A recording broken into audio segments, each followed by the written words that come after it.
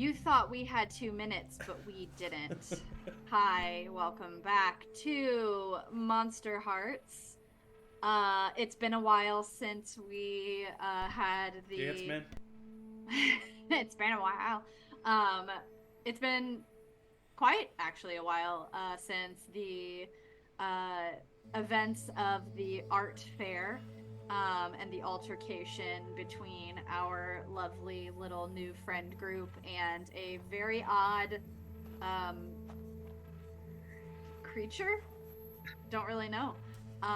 So, just as a reminder to our players and anybody watching, um, the point of Monster Hearts is to make each main character's life not boring, to keep the story feral, to say what the rules demand, and say what honesty demands. Missing teenagers, secret powers, hidden bodies, and hypnotic patterns. New friends Onyx, Steve, Vernon, and Josie got way more than they bargained for in the first week of high school. Steve's best friend Ronnie went missing after a gathering in the woods that was supposed to be helpful for proving that wolves weren't the reason for the mysterious disappearances of Angelwood. Onyx, whose parents are literal wolves, is busy trying to figure out how to protect herself and her family, while her sister Alaska runs around making out with her classmate Scotty. Vernon seduced and scorned the daughter of the family he was staying with, and subsequently the co creator of his hit podcast. And Josie was straight up murdered literally hours before starting her first day of high school. A fake Steve infiltrated the group, causing suspicion and mistrust not only to the new Steve, but to each other. Josh and Onyx launched an investigation against fake Steve, agreeing to be a part of Vernon's podcast. Josie agreed to have dinner at Steve's house, where he accused her of being just like him, a lost soul looking for a body. Meanwhile, real Steve, desperate for the truth, ran out alone in the woods only to stumble upon Josie's long dead body. Frozen and sick with grief, he reunited with the group at the art festival to tell them the truth. Hollow Steve, now caught, revealed himself in front of hundreds of people before running away into the night at the hypnotizing command of Vernon. Josie, having been faced with the reality of her death, attacked fake Steve and became invisible, fully embracing the ghost she has become. It is now 3 months later, and Angelwood has been freaking out, quite honestly. I don't know what other way to put it. Whatever happened at the art fair happened very publicly. So a lot of people saw a small freshman boy tell a very odd, semi-rabid at that point, monster man to get out, and immediately that monster did. They saw a young woman go invisible. Saw a lot of weird things. So naturally, here's what's going to happen just in this part of it for y'all. I purposely didn't tell you some things that have been happening in the world so that you have a little bit more of an opportunity to make a feral choice and not just sit and try to plan out what you've been doing for these 3 months. So I'm going to let you know a little bit of what's going on in the world, and then you can let that inform whatever decision you need to make or whatever has been happening to you in these past 3 months. So with the kind of paranormal activity that happened at the art festival, on top of the already kind of paranormal activity that Angelwood has been known for, Ken Marks's business is booming. Everyone sees paranormal everywhere, on the streets, in their schools, at their workplaces, in the grocery store. A lot of it is fake. A lot of it is nerves, just the sheer sight of what they had seen. But a lot of people come to a very similar story. They definitely saw a half skeletal beast run out of the art fair and towards the woods. And to everyone's knowledge, there has been no capture or sighting of a beast since. Is it still out there? Who's to say? But everyone wants Ken Marks to figure that shit out. In the 3 months that it has been since the art fair, Ronnie is still missing. And there has been no sight of her. There has been no word from her. And every day feels a little bit more normal, a little bit less normal, however that feels to you. A couple weeks ago, or a couple weeks after the art fair, a news story did break that the body of a teenage boy was found in the woods. And it was described after investigation to be the body of Wes Jacobs, who you all know to be as one of the missing teens. And all of you would know that the spot where the boy's body was found just happened to be directly the same spot that y'all were at the night that you gathered in the woods to have your little first day of school tradition way back 3-ish months ago. There was not a lot of information about how Wes was found, what they think happened to him. The only descriptions that they could find were, or that you have heard, is that his chest had blunt force trauma and appeared to look as though someone had either stepped on him or like hit him very forcefully in the chest and then buried him in the ground. But that's all you've heard. There's not a lot of information out there. There's still no information on the whereabouts of the other missing teen, Tessa. Vernon, your podcast is number 3 on the charts. Hell yeah. It has taken off, especially in Angelwood. It has moved to Portland. It has moved to Seattle. It is hitting the Pacific Northwest like wildfire, and that's really insensitive, and I should probably say that. Sorry to everybody in the Pacific Northwest. I am from the Midwest. I don't deal with wildfire. Thank you for your graciousness. But yeah, it's very popular. It is, everybody at school is listening to it. They are all very interested in being a part of your podcast, and you are kind of up there with Ken Marks on this paranormal investigation business. So take that in. I'm staying humble. Staying humble. Amen. Probably not. We'll see. Doubt it. And then essentially, really all there is to say is that it is December 7th, 2023. The roads and trees and buildings in the neighborhood of Angelwood in the city of Keynes, Oregon, have been blanketed in a very light, kind of unusual for this time of year snow. Again, prompting people to wonder what kind of paranormal bullshit is happening.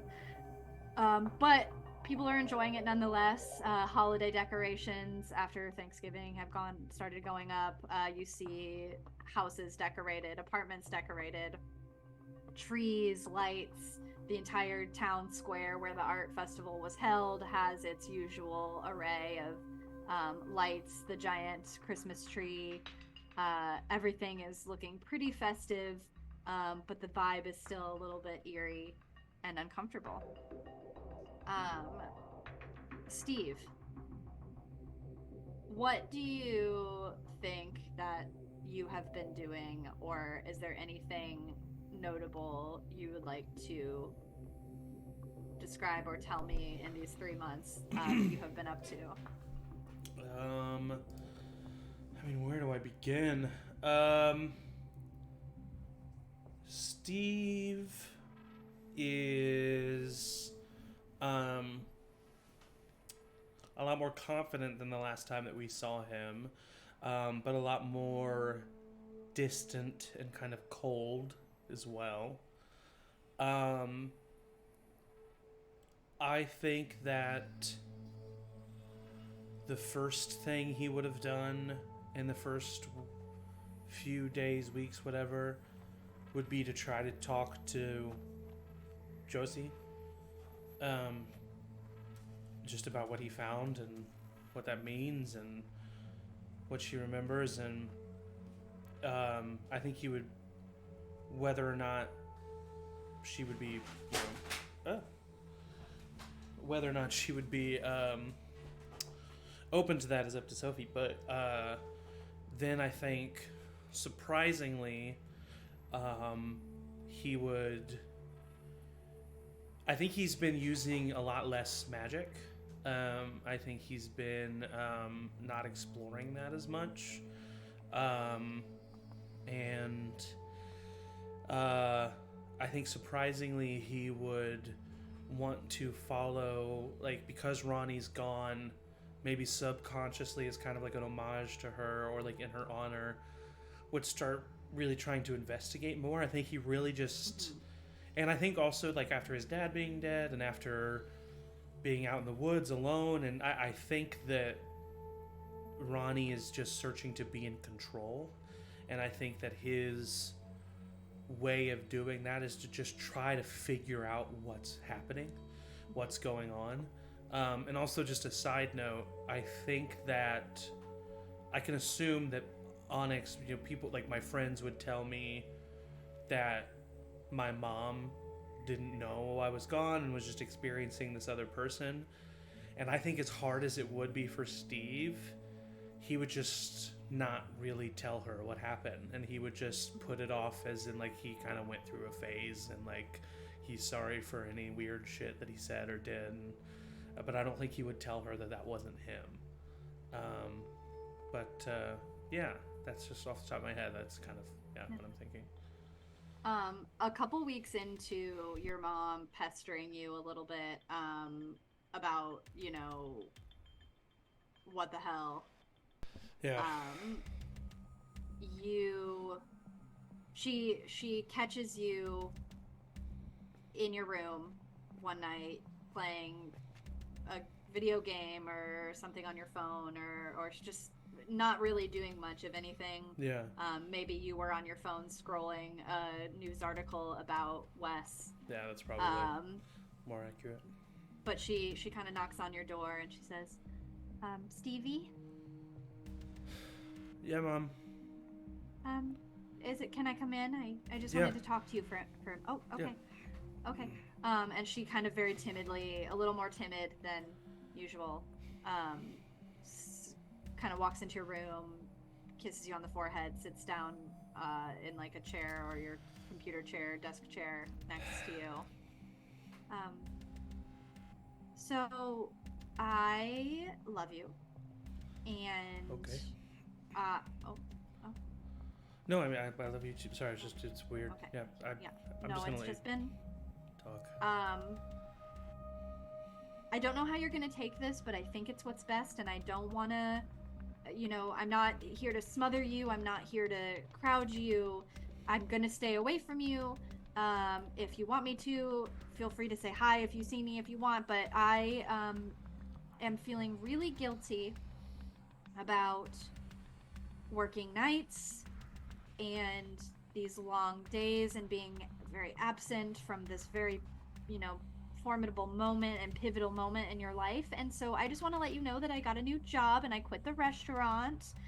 And so I'm going to be working daytimes, and it's going to be better, and we'll have a little bit more time together, or you'll have more, if you need me to help you through anything, or I'm just going to be a little bit closer to you.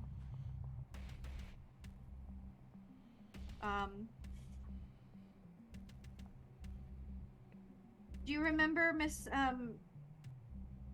Schwartz? in the office? Yeah, I guess. Yeah, she won the lottery, and so she quit. And there is a role for a new school admin, and I have taken the position. And like I said, you don't have to talk to me at school. This isn't for me to be closer to you. It's just for me to be more available in the hours that you might need a mother or someone who is an adult figure in Are you your gonna life. make the same amount of money? Oh, more. Okay, well, that's Yeah, good. this is good. This is good for, I mean, no offense to, they really should pay service workers more. We're doing a service, a literal service. Once your generation dies out, we'll probably adopt communism. Oh. Well, I don't think I want to not be a part of that. Mom, listen, I appreciate the apology. I understand that you were going through a lot. You're young. Dad was your whole everything, and you're not really used to being without him, and so you kind of and you had to do what you had to do, and yeah. But it kind of felt like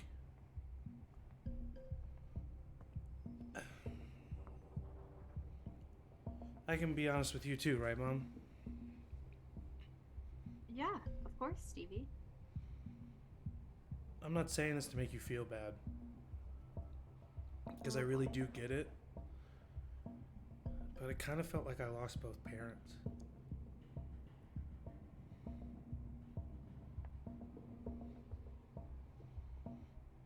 I just was on my own. My dad died. And I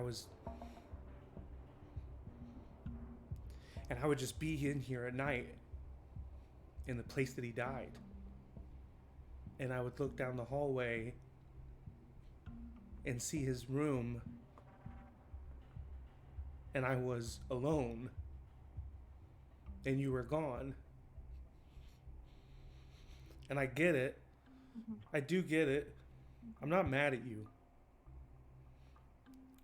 But it sucked. So I'm glad you're doing this for you. But I'm kind of used to being on my own now.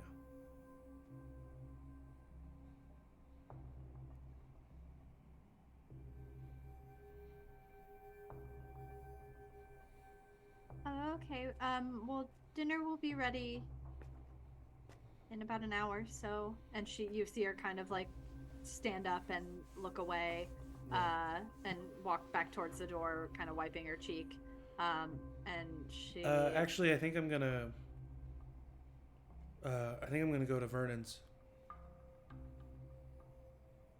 She kind of stops.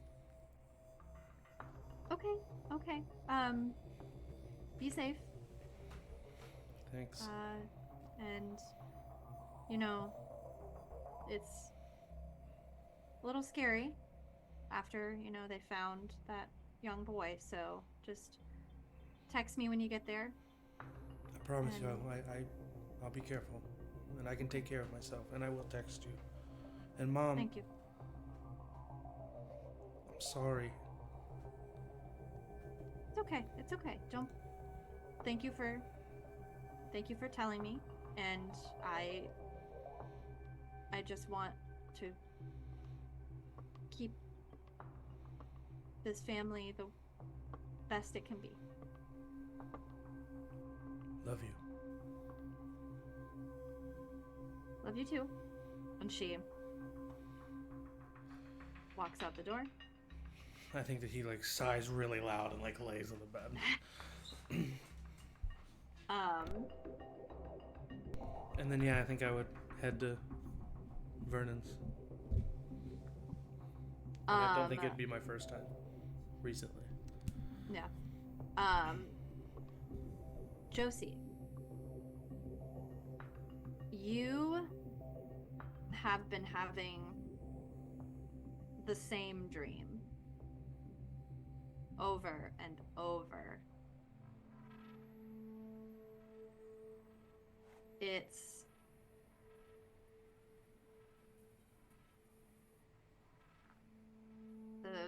you're face to face with whatever that was, and you see it peel human flesh from its face and shed a skin that's not its skin, and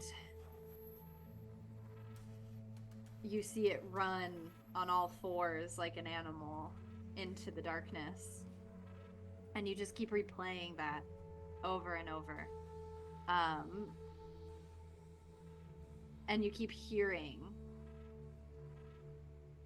its voice say, "You're just like me," echoing and echoing and echoing. You hear the words, "You're dead, Josie," right before you wake up each time. But you're not dead. You're here. You're a little different.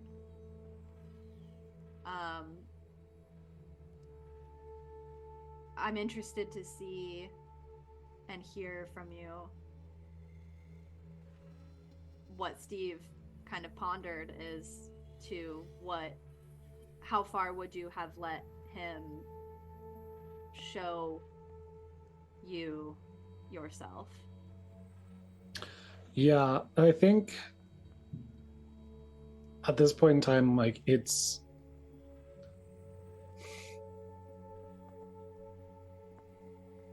felt like a delusion that I've been running from, knowing that there's been something wrong, and hearing the hollow say it to me, but then hearing Steve say it is kind of what solidifies it, and also being in a spot where I have to see it. And it felt like where we were going after leaving the art festival was kind of collectively in a really morbid stand by me way, to go see my body. And that might not be true for everybody, but I think that's where Steve was going, and I was going with him. And I know that Steve has been kind of almost like passive and actively angsty about me being here and Ronnie not, but hanging near him in my forced sort of like silence, just apologizing incessantly that he got stuck out in the woods and that we couldn't help him and couldn't find him, and that Ronnie is still out there, and he can't hear any of it, but maybe even just like these emotions like just blasting near him as we go and make our way to my body. And one of the conditions for being a ghost to end their darkest self and to become corporeal again is that people need to articulate that they want that person around. And if it's not one of the people that go with me to that I kind of drift around for a bit, hollow, invisible, incorporeal, until I make my way back home to Duffy, who almost certainly wants his big sister around, and let that kind of manifest and that love and connection kind of bring me back, for better or worse, until I can feel in touch with the world again and feel like I've got a body, even as I've seen my own body laid out.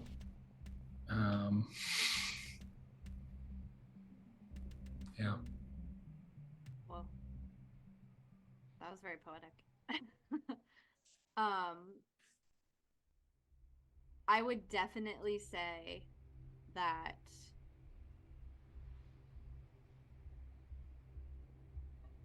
maybe for a few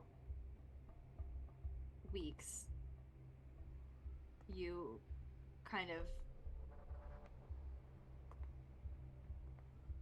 putz around with that invisible form,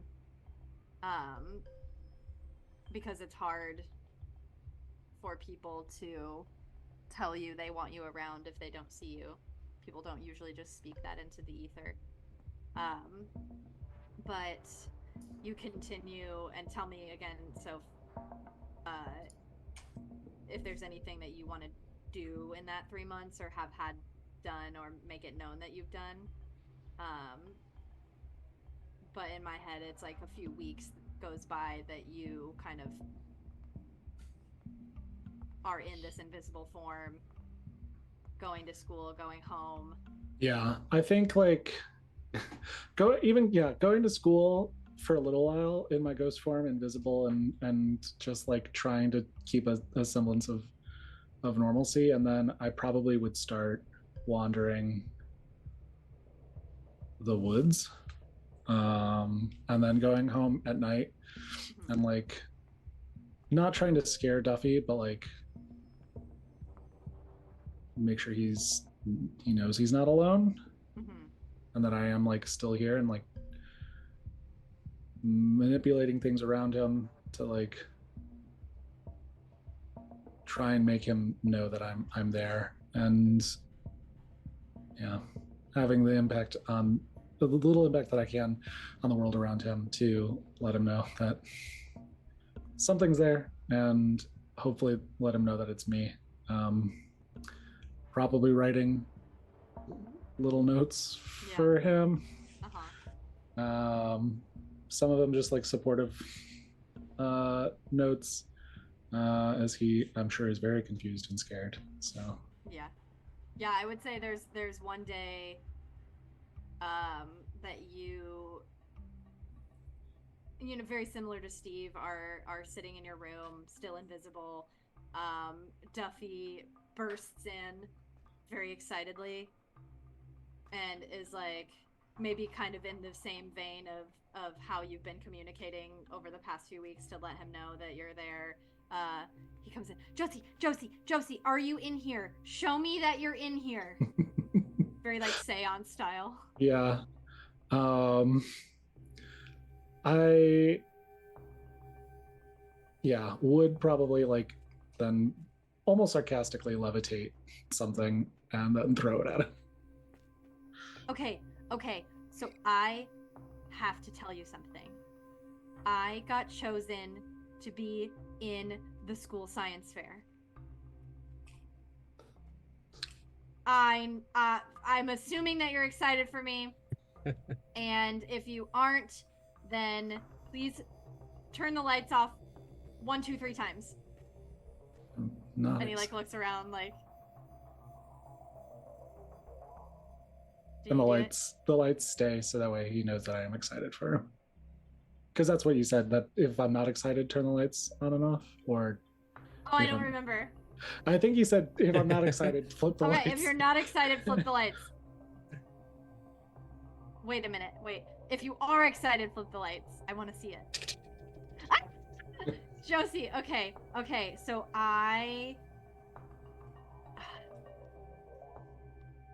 and you see his face kind of go disappointed. This is going to sound silly, but I wish that you could be my science project. I wish that you were here.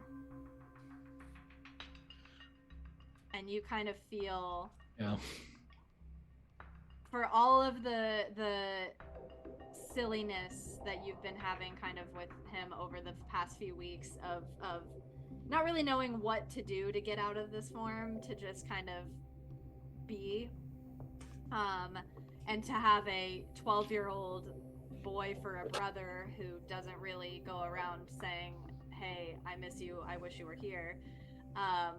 This moment is maybe in a slightly selfish way for his own project, but in a way that he's tired of not having you around and just really desperately wants his big sister. You feel a slight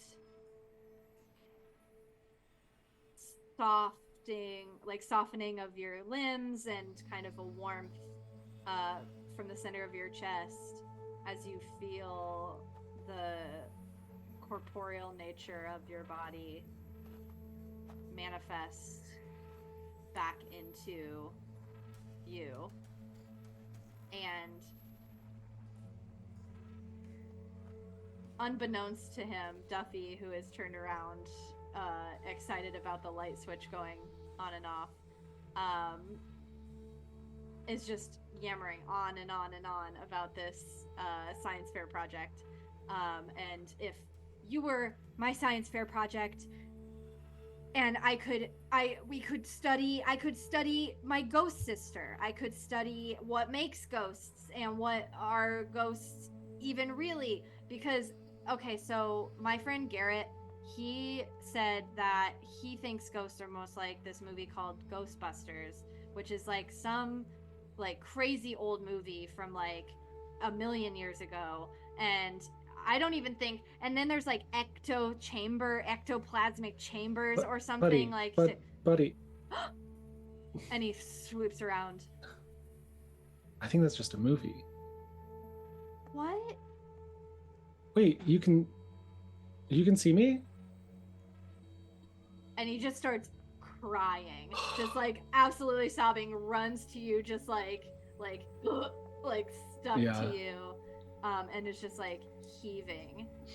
I hug him, and like it's a weird sensation because nobody's been able to like acknowledge me, and now I'm being enveloped by something in a corporeal way, but it's like his warmth is like almost uncomfortable to me, and it's also very, very grounding. I feel very like drawn to and like connected to Duffy now. Hey, oh, go ahead. I don't know that I can be your science fair experiment, buddy.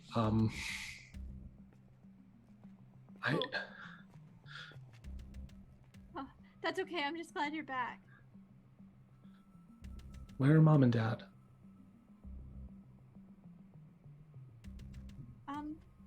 I think Mom's downstairs. I think Dad's at the store.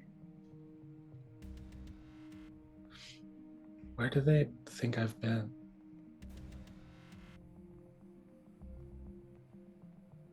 No. I think Dad hasn't really been crying. I don't know if they just are excited that you have new friends. I've been telling them that you're in your room. Okay. And I think that they trust me, but yeah, I've been covering for you. I've been covering for you really well. Yeah. So maybe we could all have family dinner tonight, and you could tell them all about how you've been at your friends' houses and you have all these new friends, and Steve and Onyx and that one guy whose hair is really long and he freaks me out.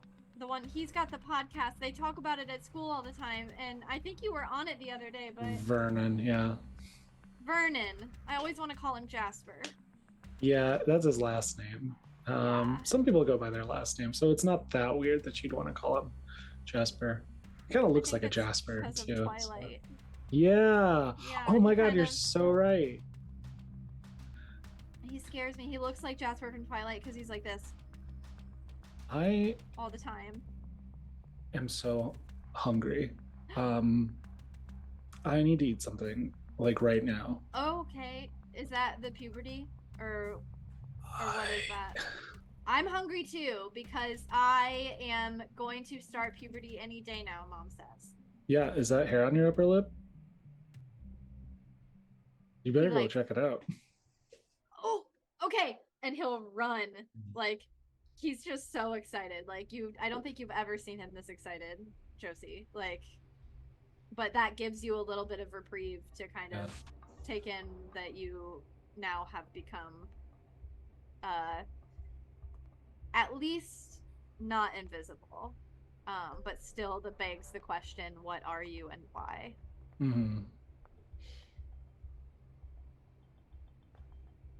The question that I would pose to the other people in this, what do we do with my body? That's a great question. Yeah, well, I think I remember saying at the end of last session That we hide it. I think right? well, I think I said I hid it in the mausoleum before Yeah. if I remember correctly, I'm pretty sure I said that. Yeah, Meaning that's what I remember. Onyx's little siblings might come across the body of a teenage girl. So yeah, I remember saying that at the beginning or at the end of last week's episode. Not last week's, last session. Onyx, do you have anything to say about that? If you were to I think that we also, like, I talked to Alaska about needing to, like, relocate from the mausoleum because it's, like, you know, taped off and, like... It's getting scoped out by the authorities and stuff like that. Yeah. So, I think... Yeah, let's say that, the little siblings had gone home and found Josie's body in there at one point, and that was the final straw of like, we gotta leave. Yeah, I think that he would... I imagine that they would be kind of freaked out, but also like, we have a pretty strange childhood, so they wouldn't be like too traumatized. I think I would leave, like, I mean, the thing is it's weird because we don't have to role play any of this stuff. Part of the time jump is we can just discuss like what happened. But like, so for us too, after the arts fair, Josie was just kind of gone for a couple of weeks. Yeah, right? And Josie, would you imagine that you, in similar vein to Duffy, would have like given them snippets of like your existence, or would you have just fallen off the radar? I would have definitely tried to make it clear that I was still there, because I would have in my ghost state had like thrown trash around. I think I threw some litter at Jasper. I mean Vernon, because he'd said something ridiculous. I think at the end of that last session. So that you guys kind of know and maybe are covering for her as well. For sure. I would think we would have like made a plan kind of right away to be like, what do we do about this? Yeah, and then that was exactly. That was my next question. Like, I think, especially like for the keep it feral of it all, like we probably like wouldn't have trusted the authorities. No. So like I wonder if we just keep it in the mausoleum. That's if your family's moving on, and we just like stow it there. We put a like satin sheet over it for like a little bit of respect. Yeah. Tuck it in with another little. Yeah, into one of the like alcoves. And then we would. I mean, I don't know about everybody else, but like I know that I said that Steve would just like. I don't know if anybody else would join him on that, but it's like Steve would definitely encourage like, we gotta just figure out what's going on. Mm-hmm. So Alaska comes to you probably around the same time that you are deciding to move from the mausoleum, and she comes up to you, Onyx, and okay, so I have an idea, and you're gonna think it's probably so fucking stupid. Probably. But okay, but like maybe for like once in your life, have an open mind. And keep your claws out, just in case. But what if we moved up to Mom and Dad's lookout hill? That's far. It's far, but okay, and I knew that you were gonna think that this sucked, but it puts us closer to them. So like we can all keep an eye on each other, and I know that like you don't have the best relationship, and that's fine, but like it's not my fault. They don't. I barely get to talk to them, and they come beat me up. Like so exactly if we're closer to them, more opportunity to talk. They get to know you a little more. They like you a little more, if that's possible. I don't know, but like, whoa, I'm kidding, kind of. Just think about it. Okay, I mean, we can't stay here, obviously, but I don't know, Alaska, like, I'm pretty convinced that it's not the pack that is at fault for the disappearances, but Mom and Dad have something to do with what's going on. They know something, and like, I just don't know if like living close to them is the best way to like.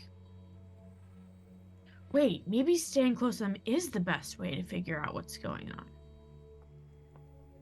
We can like keep an eye on them. Right? Yeah. I mean, it works both ways. I don't think it hurts for us to all be a little bit closer right now. I mean, it would be nice for Cody and Juno to, you know, be like have a better, more of a semblance of a home than just being with us, especially with how busy we are in high school. We're practically adults. But yeah, I guess as long as Mom and Dad aren't like fucking down my throat all the time wondering where I am. No, and like, trust me, I think we're gonna be fine. I think this is gonna be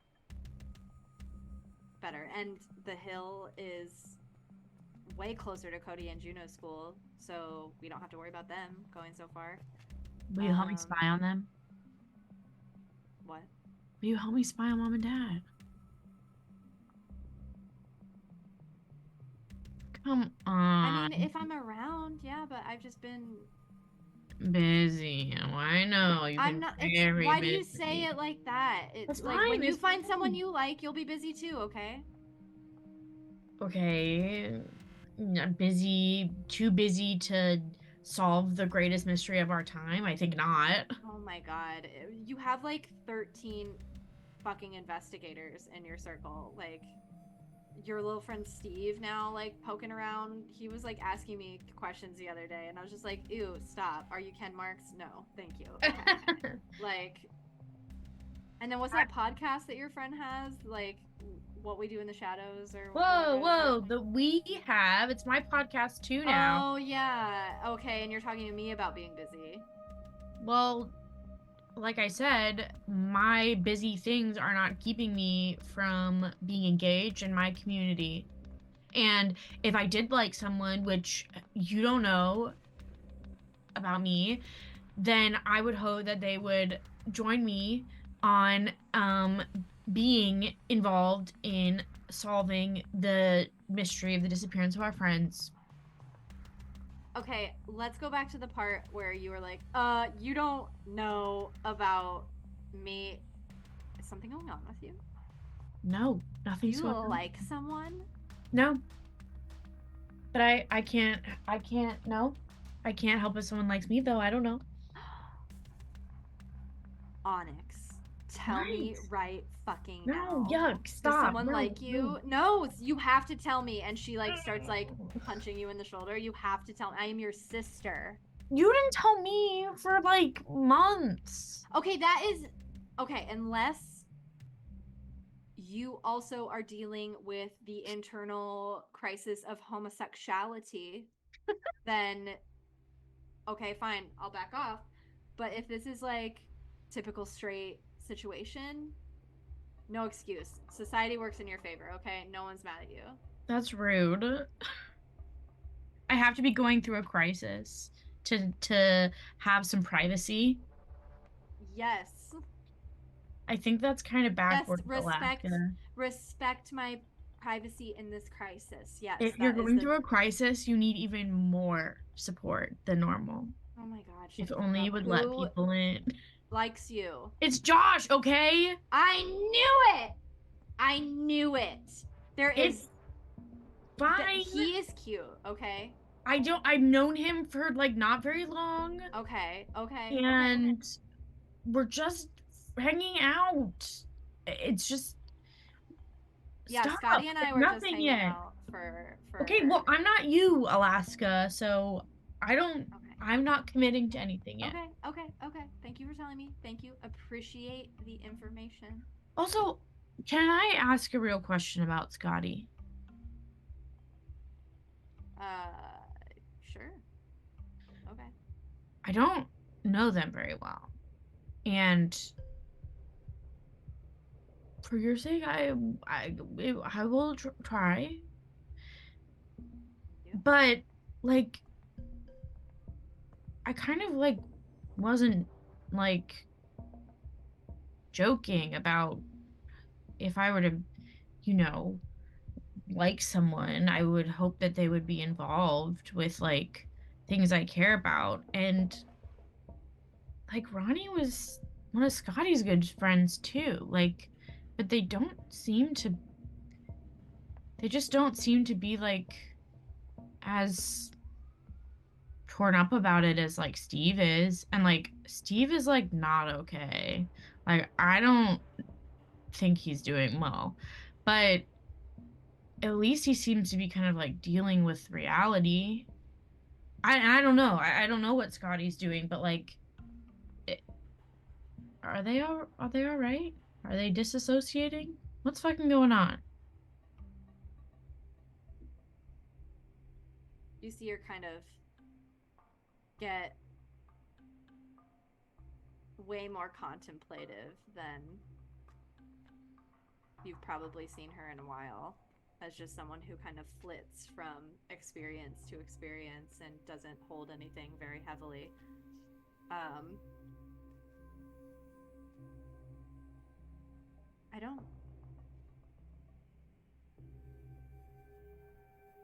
That's a fuck, dude. Yeah,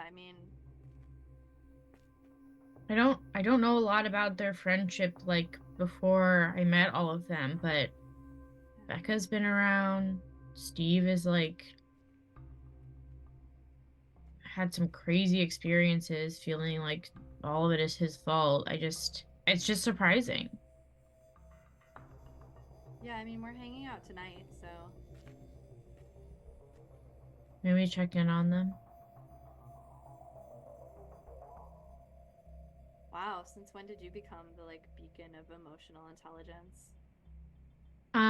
I have been incredibly emotionally intelligent for my entire life. If only you were paying attention to me, Alaska.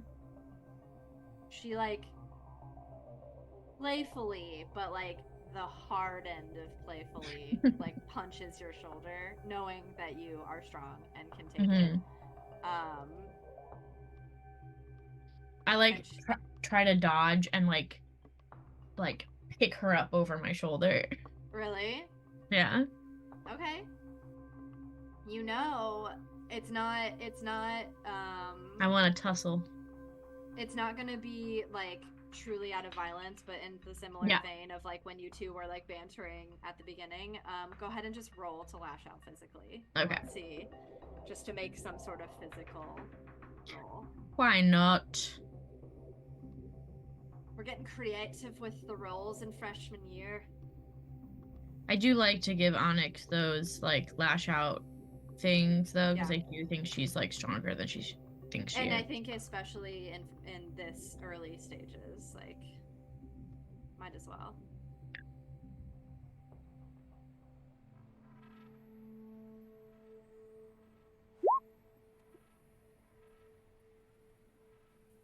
Oh, I succeeded. Okay. So in that scenario, I would say that the high end of this roll is not about that you hurt her, it's that you don't hurt her. It is like you have the utmost control and your physicality in this moment after just having kind of this very lovely heart to heart, being kind of the mature presence, right? In this situation, you're feeling very confident, you're feeling very aligned, and you're able to just like, without hurting her, but to continue the fun and like camaraderie, just like swing her over your shoulder, and she is surprised. Like, you guys have tussled before. She knows how strong you are, but to like lift up your older sister and swing her over your shoulder and like walk around with her, she's like, oh my god, put me down, put me. Onyx. And I like go to like drop her, but like just before like an inch above the ground, I like catch her. She starts laughing. It's very clear that you two needed this moment to like reconnect. Yeah. And she kind of like, after you put her down, just like squeezes you on the shoulder, and she's like, I'm gonna go start packing up the mausoleum. Yeah. Are you gonna be around later with Cody and Juno, or are you hanging out with people? Yeah, I mean, I'll help move up there. I think the mausoleum is otherwise occupied now, so we gotta do that ASAP. Do you think that you would have let Alaska in on? I think so, because I think like if the younger ones like knew, and if we're like trying to move out of there, I think it kind of like all would be happening at once. Yeah. Cool. Yeah. Cool. Yeah, she took it well. She trusts you. Yeah. Cool. So y'all made it out of the mausoleum, had a little makeshift camp set up on Mom and Dad's hill. We'll get back to that in a bit, but right now we need to visit the guest house of the Lancaster abode, if that's where you still are, Vernon. Tell us what you've been up to for the last 3 months. Yes, I'm still in the guest house as long as they haven't kicked me out, which I mean, I guess in some ways they do have it'd be fair if they did, but I would stay there, concentrating on the podcast, desperately trying to get Ken Marks to get on the podcast. I think I spend most nights just stalking him. Oh! Just like waiting in the shadows. Yeah. Like just watching, see what he does. Like his schedule, his daily schedule, and where he goes and who he talks to. I never confront him physically or face to face, always in the shadows, but I'll throw him an email once in a while. Yeah.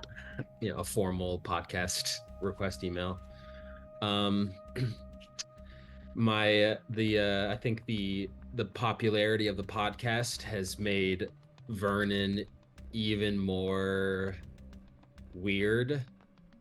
Oh my god. I don't know. I don't think that Vernon understands why or for what reason, but he gets like a perverse thrill out of people thinking that he's like enigmatic or weird or like publicly. So you know, he's all. I think Vern is always trying to be around people, like in the conversation, but of course would always be reaching out to Onyx. I think he takes the co-host position with Onyx seriously and wants to give Onyx as much say in the direction of the podcast as possible. Cool. And Onyx, you said that you probably would have been continuing to co-host. Yeah, I would have continued to co-host. I think that we have continued to have conflicting energies where if Vernon is trying to give me as much space as possible, I am like in this one area kind of trying to stay in the background a little bit. I'm like, it is Vernon's thing, and like I'm an important part, but I'm like helping make it happen, not like the face of it. And so we have a little bit of like, no, you type energy. Oh my god. Yes. Vernon, Cora has been notably avoidant of you. And whereas she kind of started by taking seriously the producer kind of role, has not shown up to any recording sessions in the past few months. You rarely see her or cross paths with her in the yard or coming home from school. You see her in homeroom, but she kind of stays out of your line of sight as much as possible, and to the point where you like, if you do see each other in the hallway, you see her see you and then like veer off. So it's become clear that she is avoiding you, and is not really present in the production of your podcast. So that might give you a little bit more space, Onyx, and you Jasper, fucking Vernon, to kind of have that creative space yourself as well. I don't ever talk to Cora or like reach out to her, but you know, every once in a while for like a fleeting second or two, I have regret about the way I treated her. But that's but do you do anything about it? Do you I don't act on it. Like, do you? No, I don't act on it at all. Wow, you need a parent figure. Yeah, I do. Vernon, a few days, let's say, after you all hear on the news about the discovery of the body of Wes Jacobs in the woods, you are at home in your guest house, and I'm going to, just for the sake of a fun little transition here,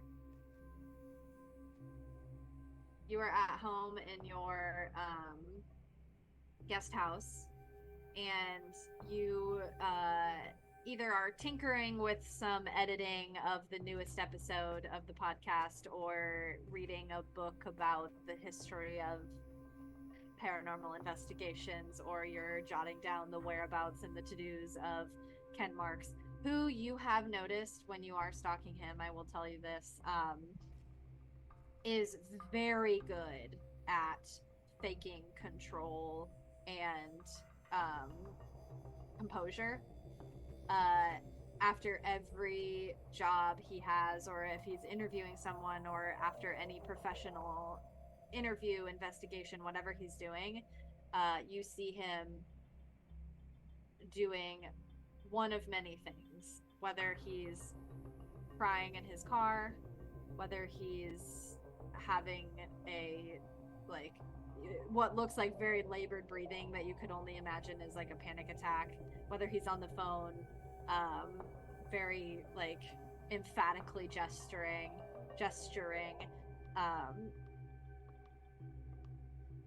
the public persona that he is putting on of a man who is going to find his daughter and is going to help this town in all of its investigative needs, you are seeing the total opposite of a man who is falling apart. Right. I recognize that crying is normal human behavior in his circumstance, so I make note of that. Yep. Nothing While you're suspicious. making note of that, you hear a knock on your door. Who is it? Open the door, Vernon. I'm seated on the opposite side. You can come in. Very quickly and with very ease of movement, almost without even seeing the door open and close behind her, you see a very familiar face. You see your sister. And you see your sister, Lilith. And you haven't seen her in a while. She's been living... Where did you say? Somewhere else? In the She's... part of the city? Yeah, she's like on the opposite side of town. Yeah.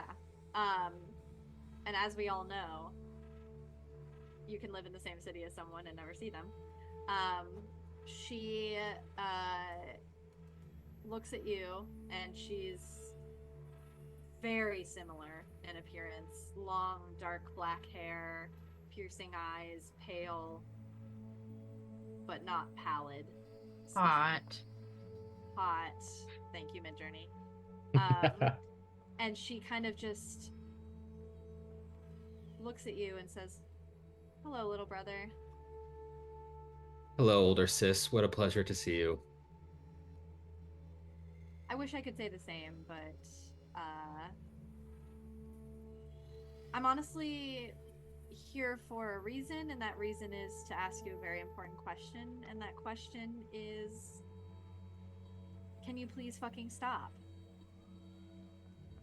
You're gonna have to expand a little bit because I'm doing a lot of things that I could stop. I've been seeing the news. I know they found a body. I know there's missing teenagers. Vernon, if you have anything to do with this, I need you to kindly cease. You think that I am kidnapping and killing teenagers? It's not out of the question. Are you? No. Would you tell me if you were? No. So you see my hesitation in your lack of confession. Well, I'm flattered that you would think that I could do something like this. Is it impacting you at all if I were to be doing this? What a stupid question. Well, I'm waiting for a stupid answer. Oh, fuck off. It's impacting anyone who is you, who is me, who is like us. We can not risk being found out, Vernon. We cannot risk people knowing who we are, what we are. Well, sister, your entire life has been all about mitigating risk as you sit there in your nice house on the opposite side of the city and people die and things happen, and what do you know? We're one of the few people that can actually do something about it. So guess what? I'm doing something about it. Have you listened to my podcast? Number 3. Not number 1 though, huh? Well, when we figure out and find the killer, it will be number 1. And she, again, similarly to the way she moved into the door, you see her right in front of your face. Vernon, I swear on all that is unholy, put an end to it. Whether it's you, whether you know who it is, stop it. I will. I promise. And she like squeezes your face like a little baby. Please stop. Pats you really hard. And then before you know it, with a zip and only the waft of her perfume, it's as if she was never here. That was nice. I can open my tome again, start reading. Nice. And that brings us to today. A bright, breezy, cold, snowy, still weirdly snowy, Monday morning. And it is December. Oh no, it's Monday. Hang on. I forgot we're doing this in real time. I gotta check the date. It's on Thursday. Okay, take it back. It is a nice Thursday morning, December 7th. And you wake up, Josie, you from the same dream.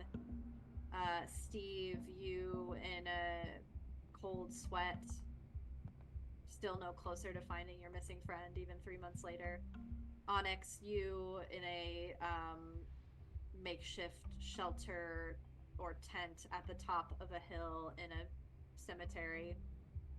And Vernon, you in the same guest house that you've been living in with your estranged former lover and co-host.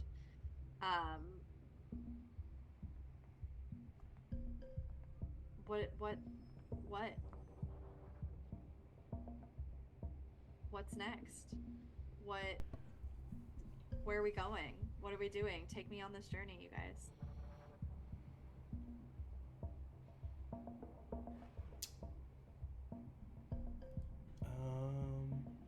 Collaborative role play.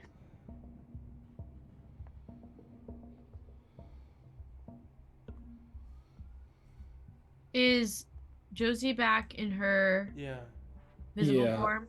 Josie, yeah, so essentially everything that just happened that we just role played was like a few weeks after the art fair.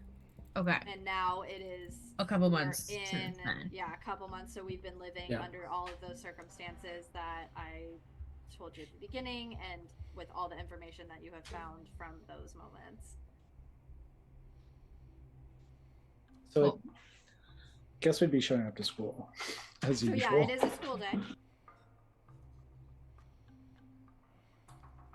Back in that homeroom. Back in that homeroom. Do we want a reminder of the homeroom? Yeah. Gimme.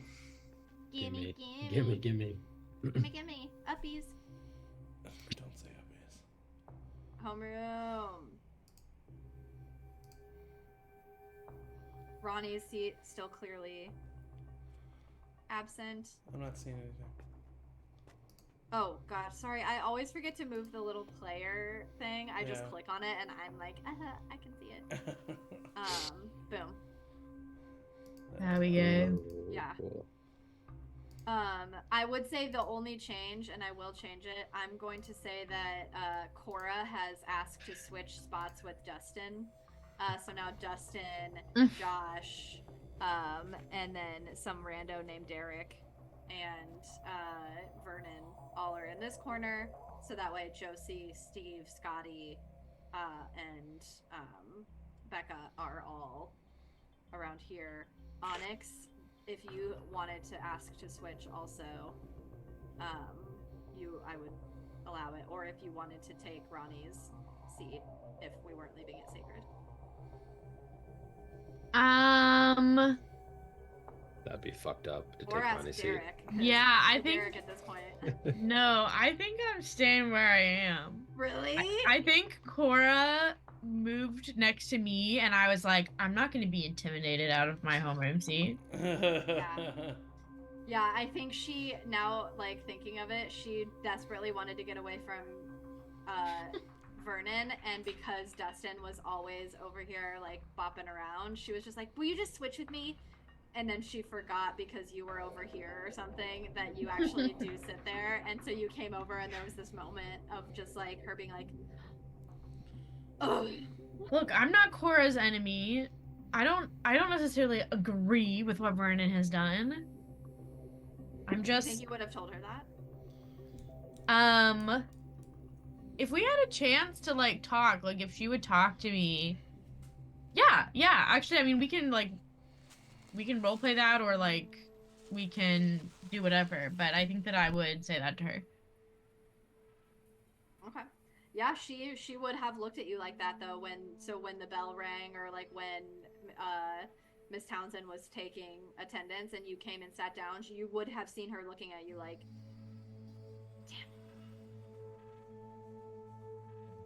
damn. Hey, Cora. Hi. I know that you don't have any fucking reason to talk to me, but I just want you to know that mine and Vernon's relationship is strictly professional, and I think that we bring a valuable set of skills to the investigation, but I don't know, it seems like he was kind of shitty to you, and I'm sorry. She like, for her attempt to be cold and like stoic towards you, you see a little flicker of softness come over her when you say the piece about Vernon.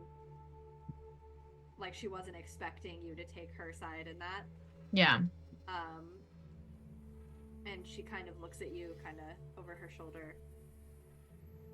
And she says,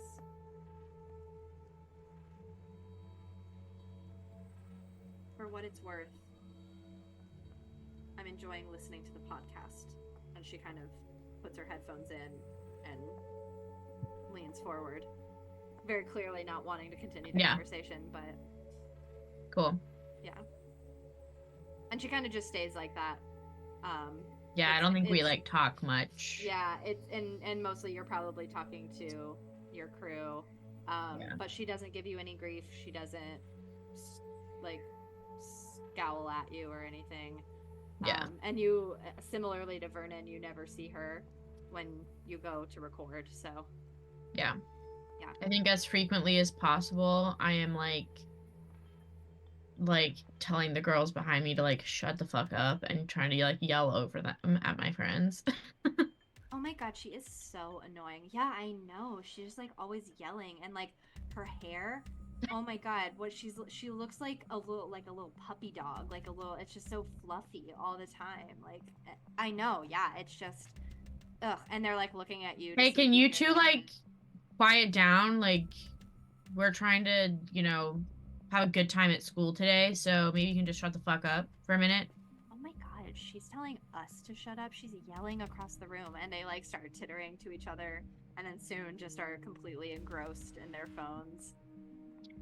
And I would like yell over them back at I think at Steve, like literally across the classroom, be like, "Hey Steve, how you doing today?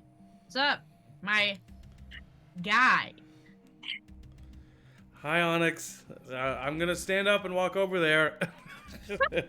Stands up, walks over there. Hey, what's up? Oh, hey, you don't have to come over here.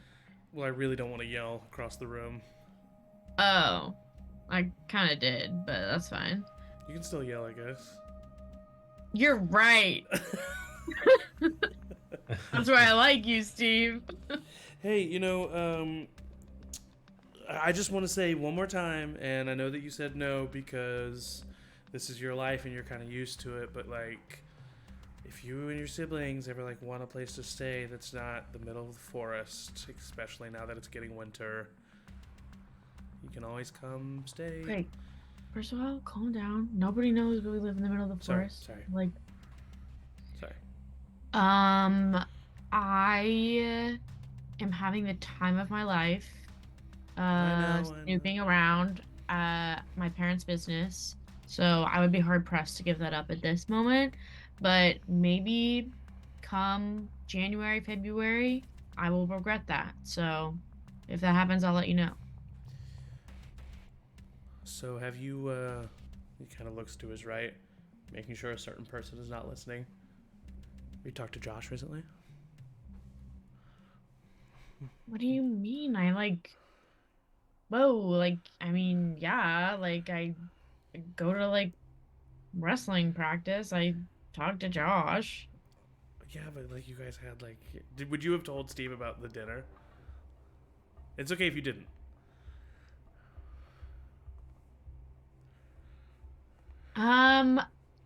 I don't think I would have. Okay.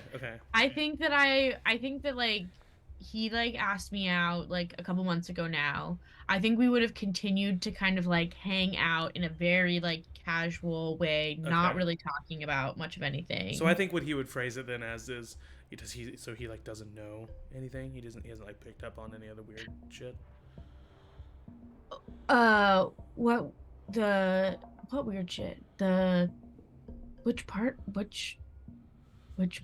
You know, Josie.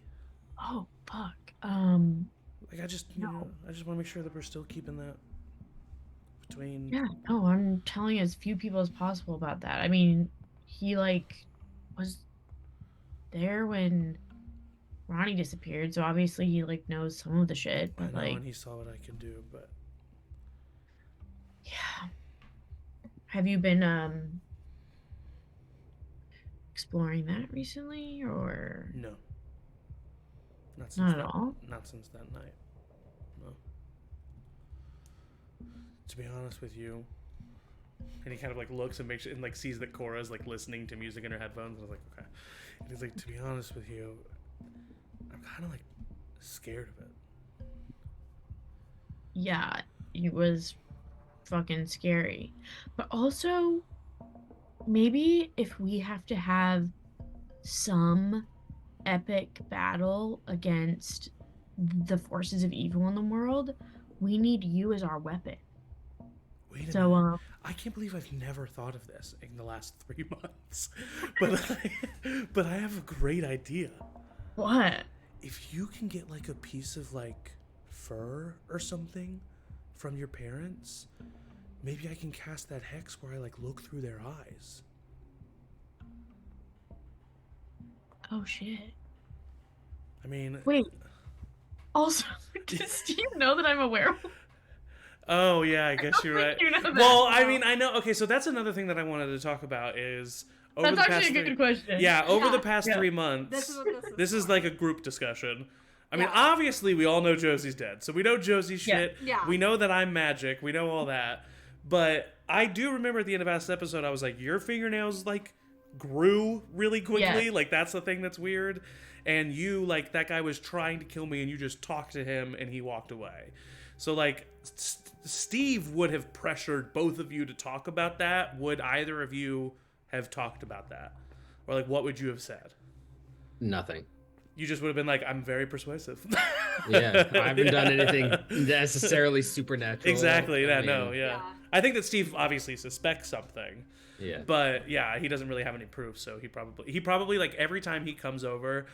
Like, I don't know how Vernon feels about Steve coming over. Like, maybe he wishes he wouldn't. But Steve, like, probably comes over, and every time he does, he's, like, talking about the case and stuff. But then he tries to be, like, I don't know. He, like, brings a mirror and, like, looks at himself and, like, you know what I mean? Like, yeah. I think he's secretly trying to catch you in something, but hasn't been able to do it yet.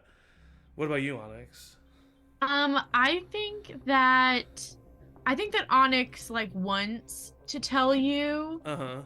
My mom's sneaking in the background. Her wolf mother. Yes. Stop. She speaks English. I think that she wants to tell you, but this is partially just like Jenn thinks that it would be fun to role play it, so maybe let's say that it hasn't happened. Yeah. Like, I think that I've kind of like unconvincingly been like, what do you mean? Like, my nails are long. You know they're always long. Like, you just felt me like digging into you like with my nails. I think he really trusts Onyx, so I think he like was like he was like, come on, like just tell me, like you can tell me. And then like after like a few weeks of you being like, really, it's nothing, I think he would finally be like, okay. And so and I think it would be more out of fear of like, I think that, I mean, Alaska would probably be like don't you dare tell anyone about this. And like, she's in a relationship too. Like, I don't think that she's probably told anyone. Okay. Like, Yeah. I mean, people don't know who our parents are. There's probably some like suspicious things, but let's say that I haven't like. Okay, cool. So then I think what I would say, We're just extreme campers. Nix the thing that I said about your parents. Yeah. I think what I would instead say is like, I want to practice it, but like. But you could still offer like something. What is it that gets you to see through their eyes? Like something else. Like if you think they're human parents. But do I know that you're trying to figure out stuff about your parents if I don't know that you're a werewolf? Yeah. Oh, true. Okay. Yeah, you're right. I would say the only real feasible thing that he would know based on the mausoleum shenanigans is that you lived in the mausoleum. I'm homeless. You have since relocated, and he is like concerned about. Yeah, I think that's why he offers his place all the time, because he's like not trying to be rude, but he thinks you're being very careless about the fact that you have little siblings, and like because he doesn't know that it's like natural for you guys. He thinks you're just like this really isn't okay, honest. So like that could create some curiosity about like what do your parents do.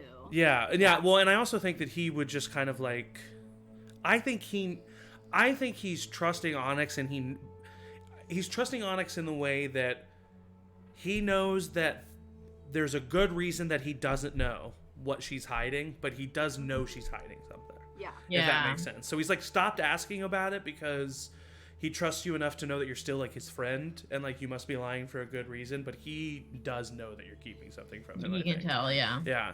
And so I think instead what I would say is like, I mean, I want to practice it, but everything that's going on with Josie, like, I'm not trying to say that, but it's just like, it's hard to explain, Onyx. I don't know if you'd understand, but it's like, I have this power inside of me, and it's rageful and otherworldly and unnatural, and yet it feels really good, and I'm constantly trying to suppress the want, because I mean, you saw how I looked when I came out of those woods. I mean, my eyes were fucking black, and my veins were showing, and you were horrifying. Yeah, I really appreciate you talking to me about it. I wish I could explain it, I guess. Maybe you should join the wrestling team. Get out some inner demon. Yeah, I don't know if that's... I get my ass All right. You're right. You should do theater. I guess that's the answer. I made my mom cry last night. Why? I didn't mean to. Oh, what happened? I just was honest with her about everything that I felt. Honestly, I don't think I'm doing too good. Oh, Steve. I know. Yeah. Yeah. And I don't really know. It's been 3 months. I've tried. I know. She's dead.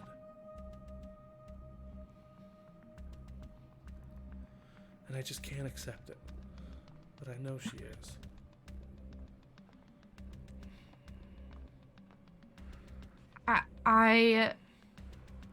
Steve, we are doing everything in our power to make that not true. And you gotta... I don't know. I understand why it feels impossible to hope, but what are we working for if we don't? Like... Can I ask you a question, and I really don't mean it in a bitchy way? Okay. Why do you care? About Ronnie?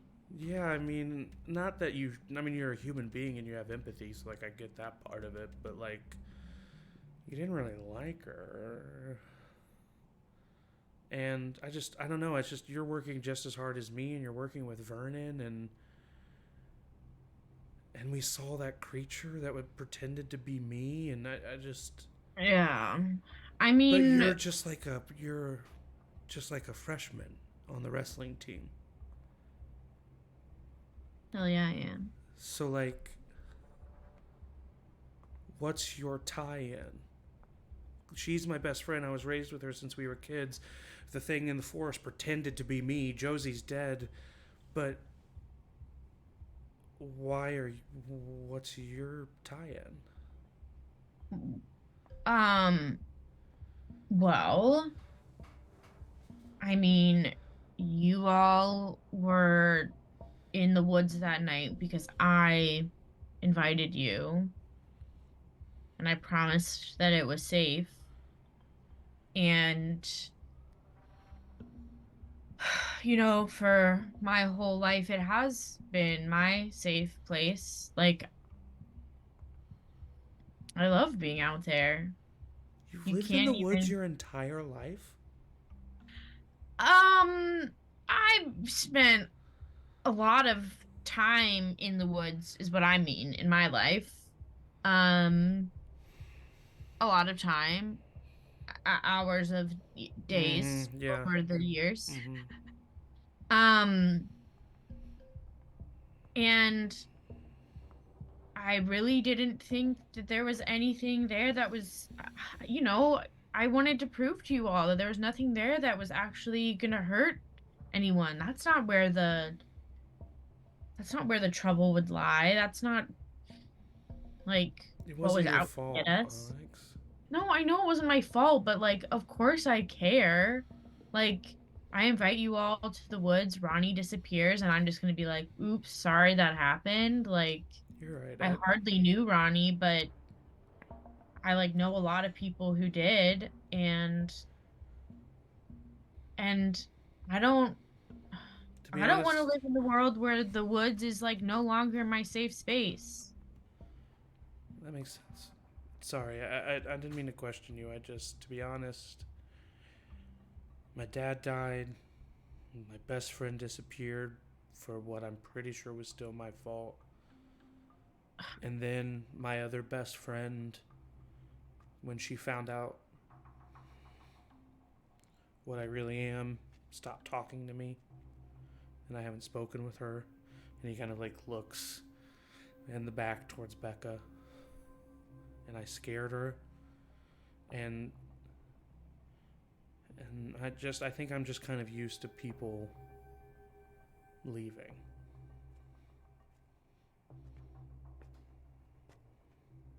Fuck.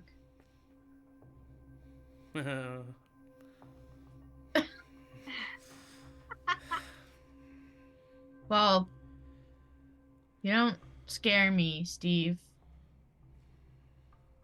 And Thanks. And you know, I really appreciate that because you know everything about me.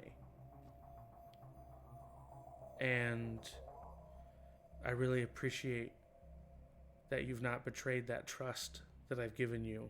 And I just want you to know that you can trust me. is this about Josh again? Yeah, it is.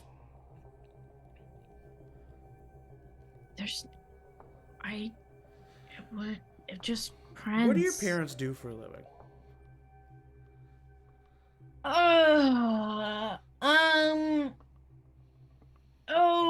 My parents? You realize that even this amount of hesitation lets me know that whatever you're about to say is a lie. Steve, we're in homeroom. And we don't, like, my parents are very... Onyx, thanks for being a good friend. Seriously. I'll leave you alone. Thanks. Steve. No, I don't mean, I'm not like walking away. I'm saying I can tell I'm making you uncomfortable. I'll stop it, okay? Just like, we're in homeroom. Caitlin and Kaylee and Halen, whatever. These fucks? What are you guys doing? Are you guys being mean to Onyx? Oh, excuse me? Oh my god. Excuse me? Listen, and I lean in. I need you two to know that if you're ever mean to my friend Onyx again, you heard what happened at the arts fair, right? Well, I'm going to make that happen to you 10 times worse. Okay? Oh my god. Oh my god. I know. Oh my god. And they like immediately like actually roll. Can I roll to shut them down? Yeah. Roll to shut them down. Okay, perfect. Also, you got really close to me, and Simon immediately came out of his hiding spot and was like, wait. This is with cold, right? It is with cold. Yeah, okay. Hello, so I have a +1 to this.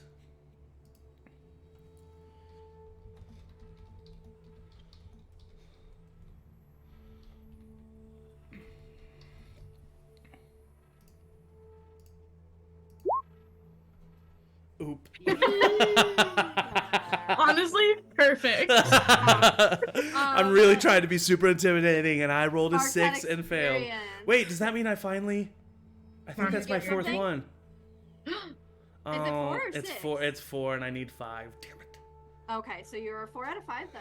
I was so close.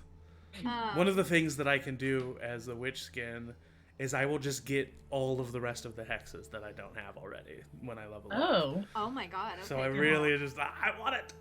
Love that. We'll fail again then. Yeah, I know. I just usually roll so well, it's so hard. I'm always so successful. You lean forward and you say, yeah. And what you feel like on the inside, so cool, so composed. I'm doing it because Onyx is right next to me. Like, yeah. I'm thinking of Onyx and how like cool and tough she is, and I'm really like trying to embody that in this moment. Yeah. What comes out isn't quite as graceful and intimidating. And you remember that video that's like that little kid that's like, have you ever had a dream when you didn't want... You kind of stumble over your words. Well, you know what happened at the arts festival? Well, I'm gonna the badness of that is gonna, it's I did that, and to you it'll be done. Was that Shakespeare? What was that? I looked down and my fly's down. Fuck. And she like Christina with a Y. Like lifts up her phone and just like snaps a picture, and you see her on her Snapchat, and she's like typing something. And I would take her phone and throw it across the room. No, I mean, Onyx would grab her phone. Okay. Roll. Onyx is definitely quicker than me, so Onyx. Onyx, roll to lash out then. If you're Oh shit! Here we go. Keep it feral, Angie. Yeah. I'm fighting in homeroom. Oh my god, what if we start a fist fight? That'd be dope. I can't though. I'm a boy.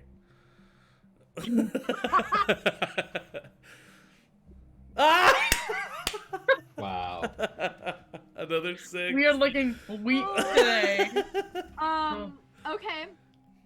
So mark an experience, and you, Onyx, Steve said, what if we start a fist fight? You reach out to grab her phone, you miss, and you accidentally hit Haley in the face. No. And she goes, oh my god, ow! And she like stands up and like backs away from you, and Christina's like, oh my god, don't hit her! And they scatter around.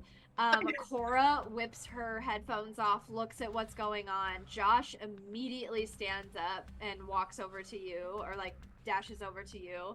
Onyx, having heard what's going on, what is everybody else doing?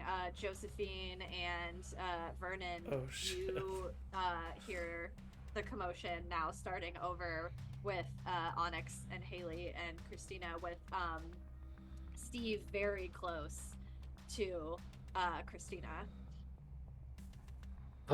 Josie looks up from like a pile of homework that is like slowly getting smaller as she's been like Yeah. trying to catch up with being gone for a couple weeks. Because every day you do homework, you still got homework that day. So Yeah, like, how are yeah. you know? How am I supposed like to get it all student done? loans. Yeah. Time to give up.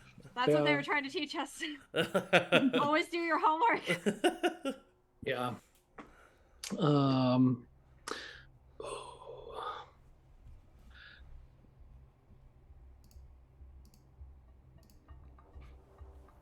Josie would see her friends in trouble, and in an emotional like fugue would run up and just shove Oh! Shove who? Yes. the girl We're with the full phone. on starting a fight. Oh my god! She screams like it's Oh, not even an no. appropriate scream for the Yeah. amount of pressure you put on her, but with Steve in her face and Onyx just accidentally punching her friend in the face, she like freaks out and she said, Miss Townsend! What are you doing, Vernon? I got up to kind of go over there until I saw Josie go over and push this. So I just sit back down and I'm just watching. Oh my god. Leave it alone. Miss Townsend stands up and like slams her hands on the desk. Christina at this point is like shivering in whatever fake or real fear she's feeling. Haley is like holding her face. You see a little bit of a trickle of blood start to fall through her hands. And Miss Townsend like stands up, and you've noticed over the course of the school year that she has gotten progressively less and less hyped about generally everything. She's not unhyped, but her enthusiasm is turning from kind of a very like optimistic, very beautiful, the life that we live is good and whole and art is the answer kind of mentality to kind of a more what one might describe as like an Edgar Allan Poe existential kind of death-centric vibe. The vibe you get is not that it is it is her truly, it's that she is trying something. This is like one giant experiment. So it's still for the art, but she has really gone into the deep end of this bit and this role. So she stands up. She's dressed all in black. Has something to do with the kid's disappearance. Thoughts? Yeah, dude. I mean, remember her Can art we stop project? this I said that in the fist fight talkback. You did. She stands up. Today she's wearing one of those little like Moira Rose style like veils over her eye, all like black with like a dress. And she just says, Children, cease and desist with this madness. I want all of you to sit down. You, Miss Wilson, please see yourself off to the nurse. You're getting blood on the desk, and we all know that blood has no place in the classroom, only in our bodies. Wow. What was that? Nothing. Okay. Everybody sit down. Vernon's Steve sniffing. and Haley at this point is like, Steve is she like, hit me. She really hit me. That was an accident. I didn't mean to. Christina took a picture of my private parts and posted it on Snapchat. Okay, that is a hefty allegation. I bet she did has you the do photo. Unless she's deleted it already. I bet she has the photo. I didn't delete it. I didn't even take anything. Oh my god, he just started yelling at us and then she punched my friend. This is my bestie, okay? Listen, Steve, that's a good lie, but like, why would your private parts be out in the classroom? Well, I mean, they weren't. I mean, it wasn't like they were. My fly was down. My undies. Their horns on them. All of you, I am sick and tired of this. I know that you have been going through a lot. I know we have all been going through a lot, but I would like Steve and Onyx, Haley, Christina, please, I need you to see yourself to the principal's office right now. What? It was an accident. You heard me. You heard me. Ugh. Everybody, I cannot handle this. I am too emotionally duressed. Josie like, didn't sits hear down. her name, and so she goes to go sit back down. Steve just rolls his eyes and goes and grabs his stuff, and then Onyx. Yeah, then we walks go out out the door. together. Yeah. Haley is like cradling, or Christina is. Oh my god.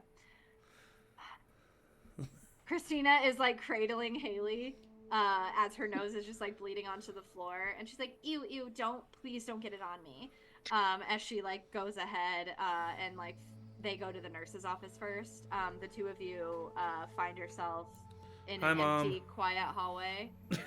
Okay, we'll go right to the thing. You find yourself in the empty, quiet principal's office. You see your mother sitting there, and she says, "Oh, hello, student. Oh, wait a minute. Wait, what? Why are you here?" We were framed. We were framed, and I'm innocent. Yeah. And that's where we're going to take a little bio break. Okay. We're framed and I'm innocent. Clip it. Okay, we'll take a little bio break. Just make it a little quick one. And we'll be right back to see what happens Right after next. these messages. After these messages.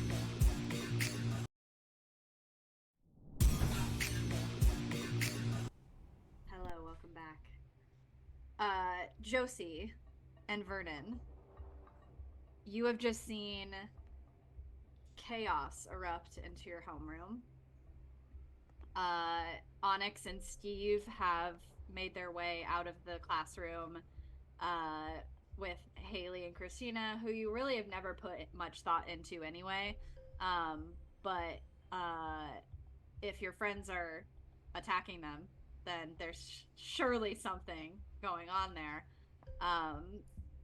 Josie, as you return back to your seat to gather your homework that you've been stockpiling, Vernon, as you lurk creepily in the corner, the bell rings and everybody starts to pile out.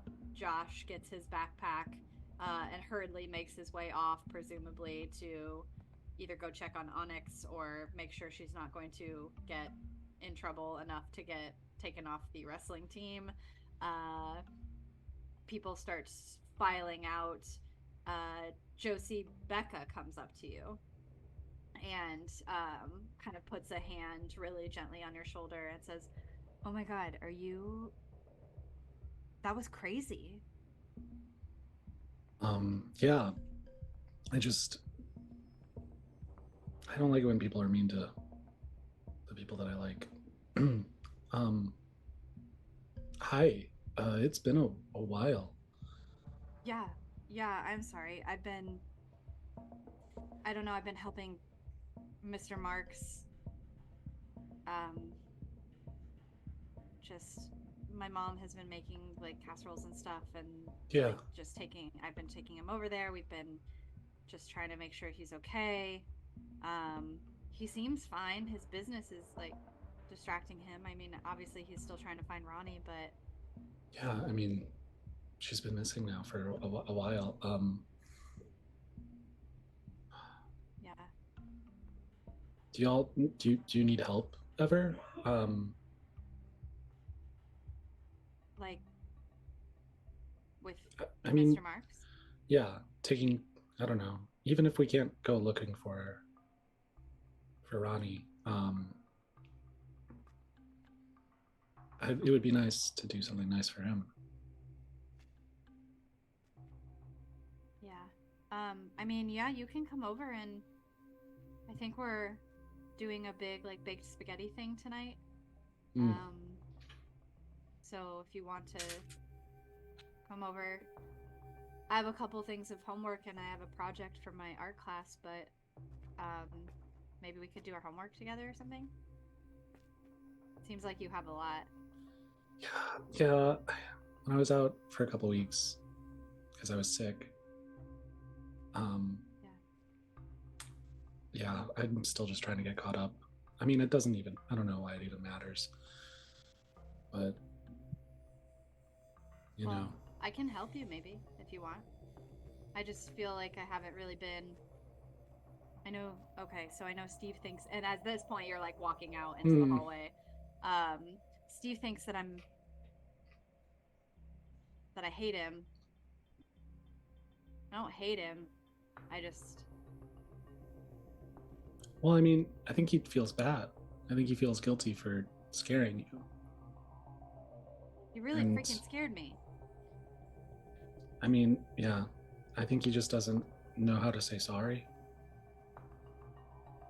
Well, I'm not gonna say sorry. And no, I don't think you should have to, but I'm not saying it's your responsibility, but I mean, I know y'all used to be friends, and it's sad that you don't talk anymore. Well, and now Scotty's like gone all the time, and Ronnie's gone, and Steve's gone. Like, I guess I just didn't realize till just now that I've no friends. I'm sorry that we didn't hang out more. Oh, it's fine. It's okay. It's a tough first week to... Yeah. meet everyone. Yeah, maybe I can come over and help make spaghetti and maybe do some homework, and I'm curious to see if there's any updates on the case. Yeah, I mean, he doesn't really talk about them to us too much, but maybe we could... Do you want to come with us to meet him? Sure, yeah. Maybe he'll talk to two people who are... I mean, you could say you're Ronnie's friend. You knew her. Yeah, didn't know her very long, but it's just so sad, and I would love to help. Okay, then come over after school today.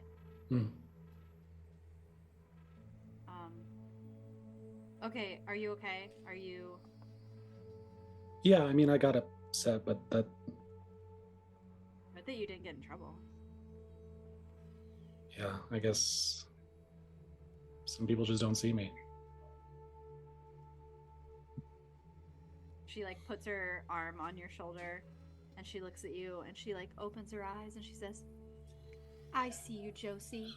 Like really sarcastically and like humorously. Yeah, roll my eyes and grin and laugh and walk out and like move on to the next part of our day. Yeah, she'll dip and go to her second period or her first period class. I don't know. Is homeroom first period? Whatever. High school. Vernon.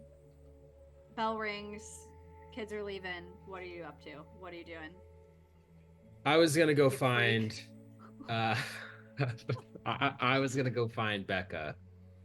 So I just watched that conversation that just happened from afar. Yeah, I would say that you could easily be like 4 or 5 steps behind them, hearing what they're saying, but because you're behind them and they're very deep in the conversation and is very kind of emotional, they don't hear you or catch on to you. And then when Becca like veers off, I stop her. Oh, shit. Hey Becca, how you doing? I hope it's troubled times. I hope you're doing well. Yeah, I mean, it's just my mom and I have been, checking in on Mr. Marks every so often. There's still no sign of... It's just like fucked up, like what if that was me? Like what would I do? I mean, if I wasn't dead. She's not dead. Well, we don't know that, but okay. Of course. Well, I wanted to ask you, have you've been talking with Mr. Marks? Does he talk about the case? Does he have leads? Do you know what his thoughts are? No, I mean, he keeps it pretty, separated. Mostly we just go over there to make sure that he's not going to go crazy because his daughter's missing. Yeah, I would expect that he's probably keeping a false face to the public to try to stay strong, but when his alone time, he's probably crying alone in his car. Oh, no, I think he feels pretty... I don't know, he seems pretty confident that we're going to find her. Mm-hmm. Yep. Well, I was also wondering if you wanted to go on a date. Maybe tonight or tomorrow. We could, I know, some coffee shop, maybe a restaurant. I'm not a big eater, but we could go there, and I think that we would be a pretty good romantic partnership, if that's interesting to you. Remind me, Vernon, the only thing you did to Becca was hypnotize her that one time to make her think that Steve was at fault for what happened. Yeah, I hypnotized her to make her suspicious, or to look into Steve's book, spell book specifically. Or did she ever... I don't think she ever like took it from him, but I was mostly just trying to sow doubts in her mind about Steve. Okay.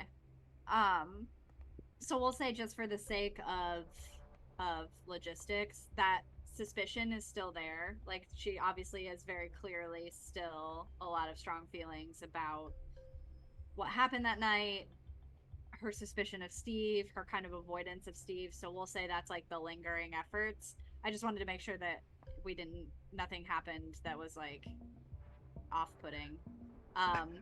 So I'm gonna need you to roll to turn her on with this very, very bold and forward question. Right, I'm sure I've never done anything high school freshman. So this is cold. Yeah. Oh no, turn someone on that's hot. Oh, sorry. Yes, hot.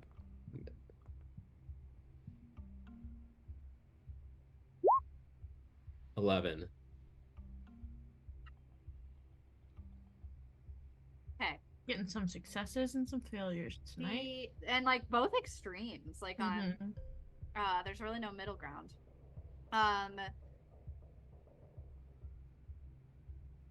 You gain a string on Becca. She immediately blushes. And like starts like futzing with her shirt, kind of like giggles to herself,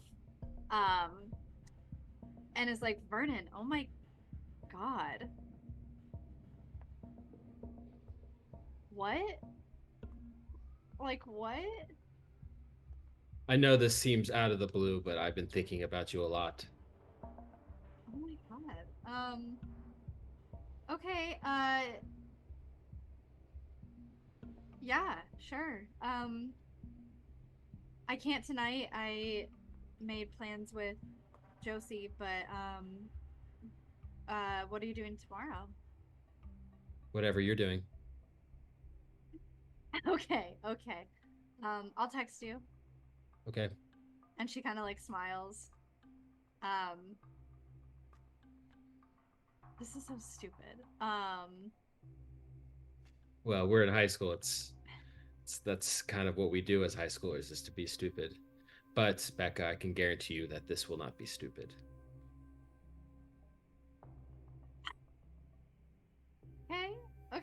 Okay. And she, like, if it's possible, it just gets like more flushed in the cheeks. She like adjusts her baseball cap. Even though it's winter, she still like keeps her hair down and like in the baseball cap. And like pulls her backpack closer to her just generally like that like high school awkward, uncomfortable, like, but clearly very like excited and flattered. She goes, "Okay, I have to go to my class, but I'll text you." All right. Au revoir. Do you speak French? Yes. Okay. That's funny that you didn't say we, but okay, bye. And she like turns on her heel and like very like hurriedly and like nervously walks to her class. Well, I meander through the halls to my class as well. Straight-faced, no emotion. Straight face, no emotion. Amazing. Cut back to the principal's office. I'm The currently bell has gay-faced. rung. Oh, okay. Cool. I'm glad we're representing all orientations of face. Just the two. Only two. It is a binary. There are two Steve... faces. There is no Inside of you are two LGBTQ faces. plus anymore. It is just gay face or straight face. Yeah. Onyx Hi, Mom. and Steve, yeah, you're in the principal's office. The bell has rung. Students are walking through the halls. You what? You Framed. We're framed. framed? This is my friend Onyx. Oh, Onyx, this is my mom. Onyx. Hi. Onyx. Hello. Yes, you were a part of it. Yes. Okay. Hi. How are you? I'm sorry. What happened? Okay, so some girls were being mean to Onyx, and I told them to stop, and I got in their face, but I didn't notice my fly was down, and one of them took a picture of my fly being down and tried to post it on Snapchat, and then Onyx tried to grab the phone to protect, you know, me and my privacy. But also her from, you know, charges, and then accidentally, and it was an accident because she was reaching for the phone, punched another girl in the face to the point yeah, and then they like acted as if we like just attacked them, and so they're in the nurse's office, and Mrs. Townsend told us to come to the principal's office. They were kind of acting like babies about it. Wow. Okay. Steve, this is new and different behavior, and this is my first week, and I don't really know. Okay, I'm gonna treat you. He's any other student. Jenna, he's any other student. Okay. You could sit here and wait, please. In this chair. You could like vouch for us and say that we came, and we could just like walk away. Nope, you're any other student, and that's how we said we were going to do this. But if any other student was framed when you like, I wasn't there. That wasn't my. Steve just can't help but think of the horrible timing of making his mom cry last night. Yeah. So, Steve and I talked about how we want to handle this. I am a non-biased third party. Please take a seat in the chairs, and the principal, whose name I remember. Did we have a name? I don't think so. I've never heard one. Principal. Maybe they're not real. Yeah. No, they are. I've talked to him. Cool. Principal Rosenfeld will be done. He's on a conference call right now. He will be out. I will send him a Teams message. And she like plops down at the desk and opens, and it like takes her a second. She's like, and she just kind of goes quiet. Are there any are there any like visible like even if it's stupid, are there any visible like cords? Like to what? To, like even just like to her monitor? No, because the way that it's set up, it's like one of those like it's a modular desk, and so like everything's kind of tucked inside. I look at Onyx. Should I try to get her? I might be able to like get her to change her mind, or should we just like accept, like just face this? My parents aren't gonna give a shit if I went to the principal's office. Okay. So all right, well, then your parent is right here. I don't know who else you have to keep this from. Thanks for reminding me that my dad's dad, Onyx. Sorry. And he just laughs and he kind of elbows you. He's like, all right, yeah, let's just... Honestly, maybe it's good that we talk to the principal. Like, maybe the principal knows, like... Maybe it's good. How annoying Kaylee and Halen are. Yeah, but also, like, who knows? I've seen, like, movies and stuff. Like, maybe the principal knows, like, what's going on. Maybe we should, like, suss them out. Okay, we're going to need to question the principal. He's not questioning us. Exactly. Yeah. Okay. Yeah. Okay, just so you know, I have messaged Principal Rosenfeld, and he will be out shortly. Thanks, Mrs. Taylor. I look forward to it. Let me just write down Rosenfeld. Oh, fuck, Steve. What? The only thing that could be really bad about this is, like, the wrestling team. At that very moment, you see Josh plaster himself to the glass, and he's like... And he, like, points to his phone, and he, like, texts you, and you feel a ping to your phone. No. I look at my phone. You look at your phone. He's like, I swear to God, if you get off the wrestling team, I will be so mad at you. I will never take you out to dinner again. We'll say I did the punching. No. You don't need... It was an accident. Stop, Josh. Is Josh trying to... Is he going to kill you? He, like, looks at you, Steve, and he points to his phone. I look at my phone. And it just says, take the fall. I gotta take the fall. Josh is gonna beat me up if I don't take the fall. No, Josh will not beat you up. I will not let Josh He just did this to me.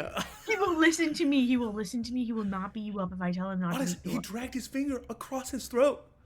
Yes, he did that to me too, and he was trying to indicate that he will be mad if I get kicked off the team. He wasn't saying that he would kill you, which is what it looked like he was doing. I'm like, go to class. He, like, waves and then, like, leaves. Okay, I guess you're right, because honestly, the girls would come in here and say that you were the one that did it anyway. Right. We don't need to lie. We don't need to get ourselves in more trouble. Okay. What we did was an honest mistake. You're right. I'll hex the principal. Words were exchanged and threats were made, but maybe we can downplay that part of it. Yeah.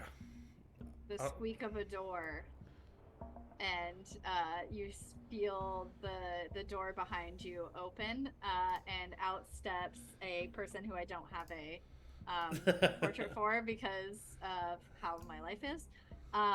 Because you didn't expect any of us to be bad kids. I know. I said get feral, but not in a principal way. So you see a like shorter woman, long kind of curly brown hair, a red blazer and some black like not denim, but it's not dress pants. She's got like some boots on, little like ankle boots with like a little chunk of a heel. Very cool. Some like big thick framed glasses. And she steps out and kind of like swings around in the door and is like, hi, Steve and Onyx haven't had the pleasure. Good day. Come on That's in. good. Come on in. Let's chat. Let's get to know each other. Unfortunately, I'm looking forward to getting to know you, Principal. Okay. Yeah, come. Don't make this weird. Let's go. Sorry. Log in. And she, gestures you to 2 seats. And immediately, like, Steve's, like, doing the, like, leg bounce. Like, his legs are bouncing. Onyx, you didn't... I'm so guilty. You got called here once before, right? To this office, but not to see the principal. Yes. Oh, no, you met, Detective Morales at... Oh, yeah. At the thing, yeah. I knew you talked to her, but I couldn't remember, who talked to her here. Who did talk to her in this office? I think it was... Oh, was it Fake Steve? Oh. Fake Steve and Becca, maybe? Maybe, yeah. Okay, so she looks at you then, Steve, and she's like, okay, yeah. Slight recognition at you are a person who was called in to talk with the detective who was using her office. So she, just kind of like, you see that brief glimpse of like recognition, don't really know what it means, but gestures you in, sits down, you're doing your nervous leg bounce, and she kind of takes a seat at the desk, very relaxed. She's like, so tell me, what's going on? Just immediately looks at Onyx. Hello, Principal. We were in homeroom just now, and the girls behind me were honestly are kind of like generally pretty rude to me. They make fun of my haircut and my voice, and that's fine. We just don't have the same energy. And Steve got upset that they were insulting me, and so he kind of told them to stop, and his fly was down, and one of them kind of looks at you like, oh no. In my face. Yeah. Accident, and one of the girls took a photo, and we just thought that was really rude, so I tried to take the phone out of her hand, but I missed, and I accidentally hit one of them, and of course they got really upset because they thought I'm very strong. I'm on the wrestling team. And Josie only pushed her because she was protecting us. Oh. Who is Josie? Josie. Homework Josie. Yes. Yeah. Josie also, they reacted really strongly, so Josie kind of joined the fray. Okay. But the intention wasn't to like the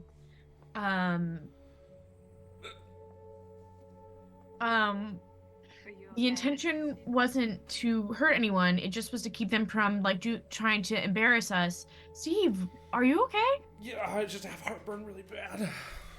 I have some No, I'm sorry. I have never been called to a principal's office before. Hey. His mom is the one that works the admin person. Oh. I'm the one with the dead dad. Oh gosh. Okay. So everybody's. I look at Onyx when I say that part. I'm like. You're a menace. Give me just 1 second. Just give me 1 second. She like turns. I just look at Onyx. I'm so sorry. Calm down, dude. It's fine. Yeah. She kind of looks at you a little bit. She's like, give me just 1 second. Just talk amongst yourselves. Yeah, it's chill. Okay. A couple minutes go by. We do not talk amongst ourselves. We're gonna flash to Josie. You were sitting in your next class. Shit. And you hear a knock on the door. You see Steve's mom walk into your classroom. Whisper to the teacher. Ooh, there's a lot of trauma there with Josie. Yeah. Teacher looks at you. Mrs. Taylor kind of like waves at you. And the teacher says, Josie Betteker, you are wanted in the principal's office. Please go with Miss Taylor. Yeah. Yeah, of course. I take my stack of stuff and start heading out. Hi, Mrs. Taylor. Hi, Josie. How are you doing?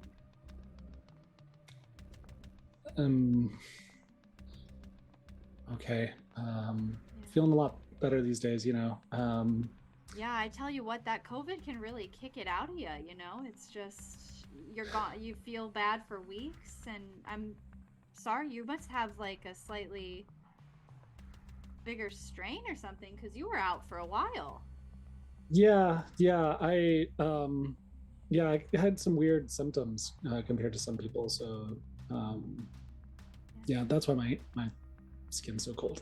Yeah, well, I'm glad that you were able to take the time you needed, and that school really recognizes that kind of progressive mentality, you know? It's just really nice that you didn't have to worry about being in an environment that was unsuitable, you know? So, okay. Yeah. But Anyway, you're feeling good now? Yeah. Oh, sorry, go ahead. I was gonna say, do you know what this is about? Yeah, Principal Rosenfeld has Steve and Onyx in her office right now, and I think she just wanted to speak with you as well, as someone who was Sure. there, I guess. I don't really know. Steve Yeah, wouldn't tell I me what guess was going on, but I guess I saw some of what happened. yeah. Yeah, they were being pretty mean to Steve and Onyx, so Yeah. Okay, well, here, let me just, and she, like, comes around. You guys are at the office now. She, like, knocks on the door, and says, Principal, Josie Betteker is here. And Steve and Onyx, you see Principal Rosenfeld pop up, open the door. Josie is on the other side of it. Punch Steve a little bit. Hi, Principal Rosenfeld. Hi, Josie. Come on in. Hi, Josie. Yeah. Hi, Josie. Yeah, let me pull you up a seat. Usually don't have a whole study party in here. Okay. So, Josie. Yeah. Steve and Onyx tell me that there was an altercation in your homeroom this morning, and that you may have seen what happened and even maybe been a part of it a little bit. Yeah, well, I mean, she was trying to take a picture of Steve's privates. Yeah, which is please know that I am that is something I just hope she didn't post it, because that would be like, wouldn't that be like child pornography? And like that happened on school property, which means like, yeah. Mm-hmm. I'm like looking over at Steve, and I'm like, it wasn't like, ow. No, I wear boxer briefs. They're very tight. So I got to imagine that like you would probably get in trouble for that though too, right? Oh yeah, and this is really becoming increasingly more serious. Steve is breaking out. Steve, roll to keep your cool. He might be a witch, but he's a good boy. He's a good boy. He's not taking his wingy out. Oh god. His magic wand? Oh my lord. Okay. 9. Partial that's success. pretty cool. Partial success. Okay, so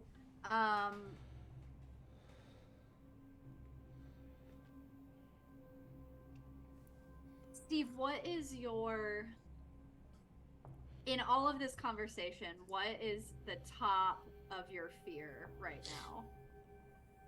What are you most afraid of in this interaction?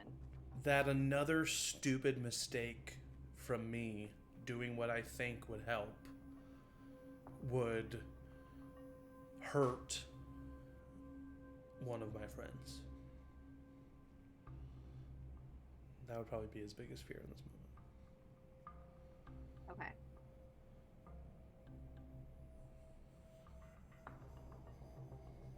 You are sitting here with your friends, 2 of your friends who both came to your rescue just now. And at the beginning of the session and at the last 3 months, you've been feeling more confident. Yeah. But very detached. Yeah. Very void. And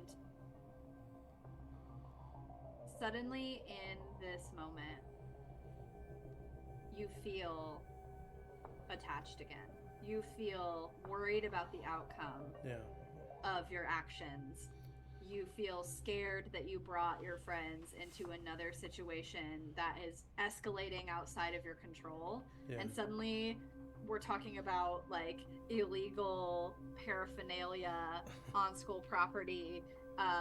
And you didn't mean for any of this to happen. Yeah. And so... Because it technically all started with Steve turning to the 2 girls. Exactly, like, exactly. Yeah. And just trying to be confident and brave and assertive and almost similarly to how you felt in the woods of like pulling yourself through this impossible situation and standing up for what is right. All of that is going on in your head as you're sitting here squirming. And for keep your cool on a what'd you get, a 9? Yeah. I would say that you can either continue to let this conversation happen, or you can step up and speak up. Either one of those would leave you vulnerable, but I want you to choose which action you would like to go with.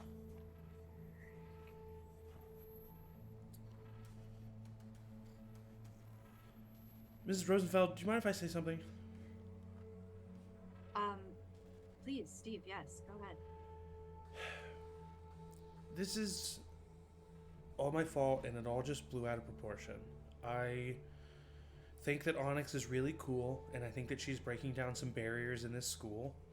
And I think that certain people who are raised by people who can embrace change adopted that and see her as an outsider and want her to feel that way. And I wanted that to not happen, and so I tried to defend my friend, and I made myself look stupid, and I shouldn't have said anything, and it kind of just was a snowball that happened. And Onyx truly was just reaching for the phone. If she wanted to hurt Haley, there would be more than a broken nose. And Josie feels the same way that I do, and I don't think that their actions should be blamed for just simply trying to stand up for what's right. It was bad, I know. We definitely shouldn't resort to physical violence. This is we get it, and it won't happen again.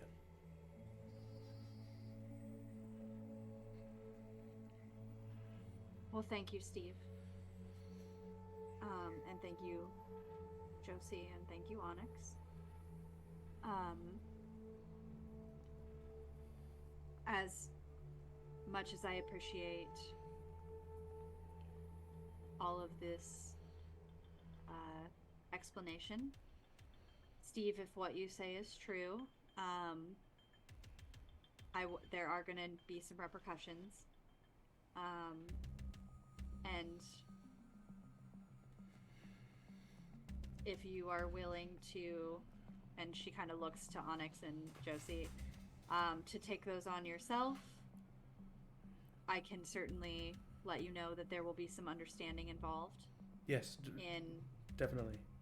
And I look at Onyx and I shake my head. She looks at all 3 of you and kind of leans back in her chair a little bit. And says, and you know what I think? I think I'm looking at 3 individuals who have been through quite a lot in the last few months, and are trying to process the best that their teenage brains can. And though I will caution you to be more careful about your actions in the future, I just want to let all of you know that I am here for you if you need any help or guidance or assistance. And I think that I would hate to see 3 bright futures ruined by one tragic event. Thank you, Mrs. Rosenfeld.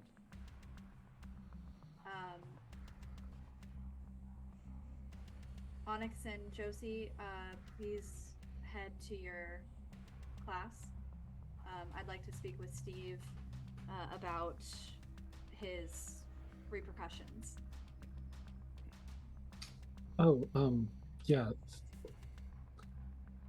Thanks, Unless Mrs. anybody Rosenthal. has anything else to say. Just like, don't go too hard on him. He was doing it for me. Please. Yeah, I'll do my best. Right. Okay, see you soon, Steve. See ya. Lunch. Like, open the door and Walk out. yeah. Immediately, Josie and Onyx, as you leave, Miss Taylor kind of like sits at the edge of her desk. How'd it go? What happened? Are you guys okay? Is it okay? Is Steve okay? It seems like it's gonna be okay, but also this feels a little unprofessional right now, Mrs. Taylor. Oh. Yes. And she kind of like catches herself and is like, this is a new dynamic I have not prepared for. Okay, get to class then. On with you. Off we go. Yeah, thanks, Mrs. Taylor. Steve, you are sitting alone in Principal Rosenfeld's office. She takes a deep breath and she says, all right, Steve Taylor. Boy, and she kind of like ruffles through some like papers. You've really been through it, haven't you? Jeez. You really. Yeah. I mean, when I interviewed Miss Taylor a couple weeks ago, and I'm not going to bring her into this. She has not told me anything about you outside of the fact that she has a son and that recently she has experienced hardship. But I would like you to help me out in deciding what you feel would be an apt course of discipline for the perpetration that you believe that you have committed.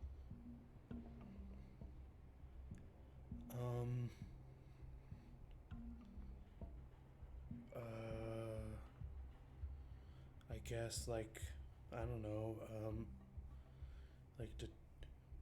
like detention for like a week or something. And for you personally, detention for a week, does that feel uncomfortable and undesirable and like something that would help you reflect upon yourself to know that what you did may not be what you want to do in the future? Honestly, no. So if that is the stipulation that I'm looking for, what is another? So you want me to feel uncomfortable and use the time to reflect on what I did? Yeah, I want this to be a mild inconvenience for you, enough to dissuade you from wanting this to happen again.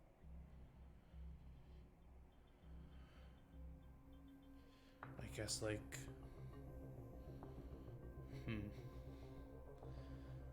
And be honest with me, Steve.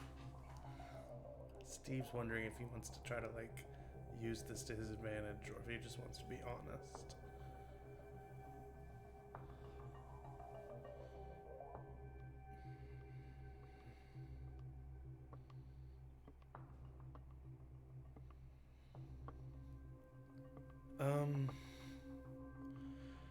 I think some things that, like, make me really uncomfortable are, like, working together with people. Like, I don't know, like,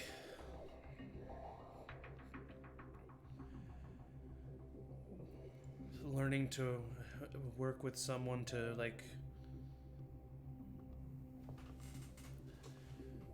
I don't know, like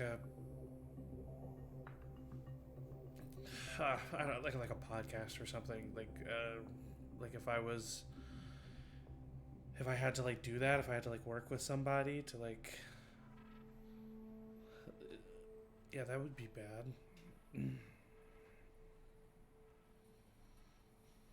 Okay. Plot twist.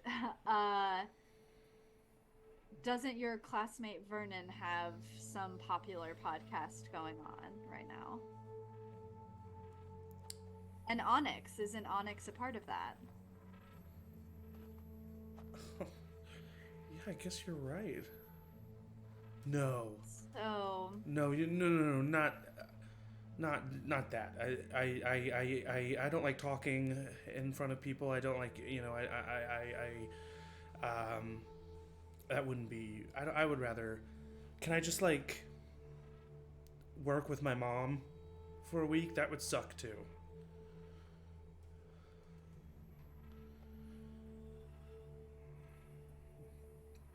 you've given me some things to think about. Stop by at the end of the day and I'll let you know what the course of action for your punishment will be. Mrs. Roosevelt, could I ask you a question? Always.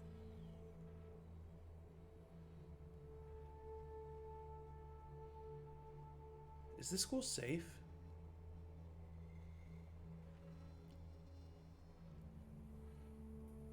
She, like, takes a step back, kind of leans.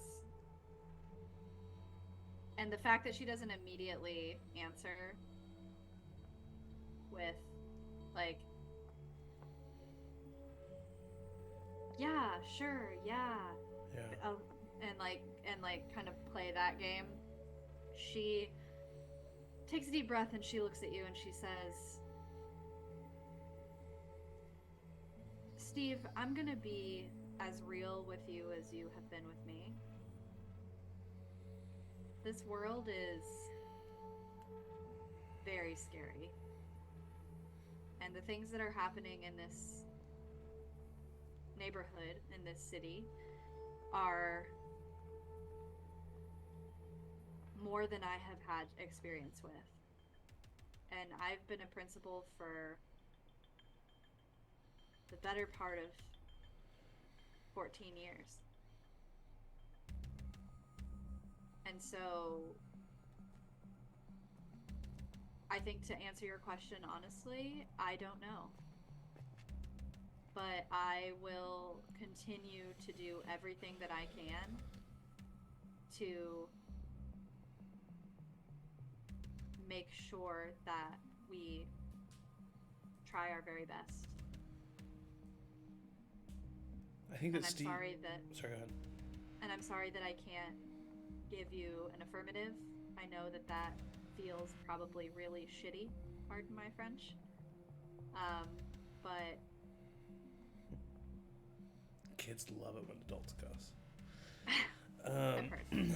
I think Steve was kind of using this question as a barometer to see if like if she would have immediately been like, yeah, no, it's I think he would have been really suspicious of that and wanted to read into her more. But I think he really appreciates the honesty and wasn't expecting it. And he says, I appreciate your honesty. That's a cool move. And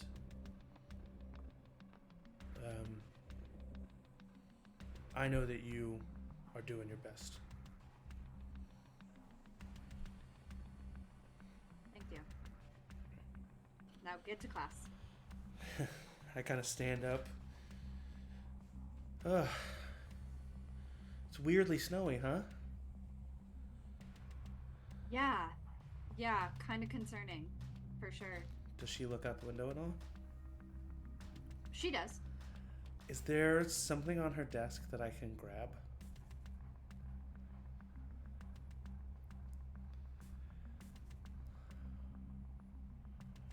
Yeah, I would say that she has a pen and some papers. There's trinkets on her desk. There's a little picture frame. I try to grab one of the trinkets. Cool, yeah, I would say you could probably, it's a little clay figurine that's at the edge. It looks like it was made by a kid or something. Okay, he's gonna take that as a sympathy token for her. Cool. And look at her one last time. Thanks again, Mr. Rosenfeld. And he's gonna leave. I'll see you at the end of the day. You step out, and your mom, very rigidly is sitting at her desk, and it's very clear that she's trying not to, react when you come out the door. And she just stares straight ahead and is basically, if you look over her shoulder, you could see that she's just typing randomly on a Word document. I think I would say, you can exhale, Mom. What do you mean? I'm fine. I'm breathing perfectly normal. Mom, I'm sorry about last night. It's okay. Steve, it's okay. I didn't say that I didn't want to acknowledge you here. You're still my mom.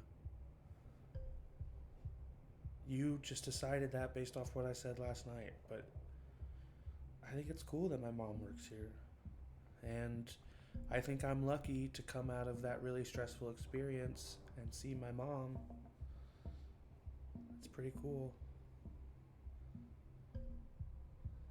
And she starts tearing up again, and she looks at you, and she's like, "Are you in a lot of trouble?" Can I come hug her? Yeah. I go and I hug her. And she'll immediately lean into you. Yeah. And then I pack away and I say, I may have detention for a week, but I gotta get to class, so I just start leaving. Oh, okay. I'll see you I'll see you at the end of the day. Bye. And so you start walking to class, Steve. Yeah. And as you're walking, you feel the vibration of your phone. It's the end of an episode. The text is coming. This can't be good.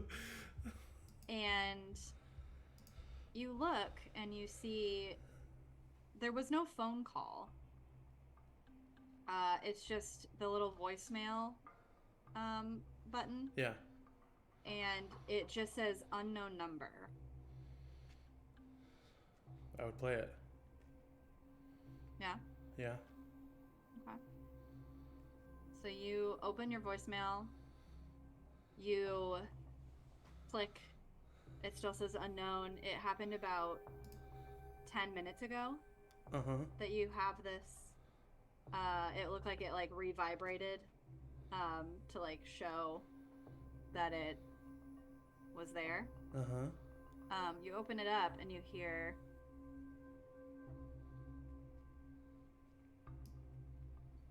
Hey, Steve. Look, I'm okay. Don't come looking for me. Please don't tell my dad that you got this message. But I'm okay, and just stay safe, okay? Stay safe. Shit, I gotta go. I gotta go. I drop my backpack and I start running. To where? Onyx. Do you know where she is? I'm assuming I would know her class schedule, yeah. And that's where we'll end tonight's episode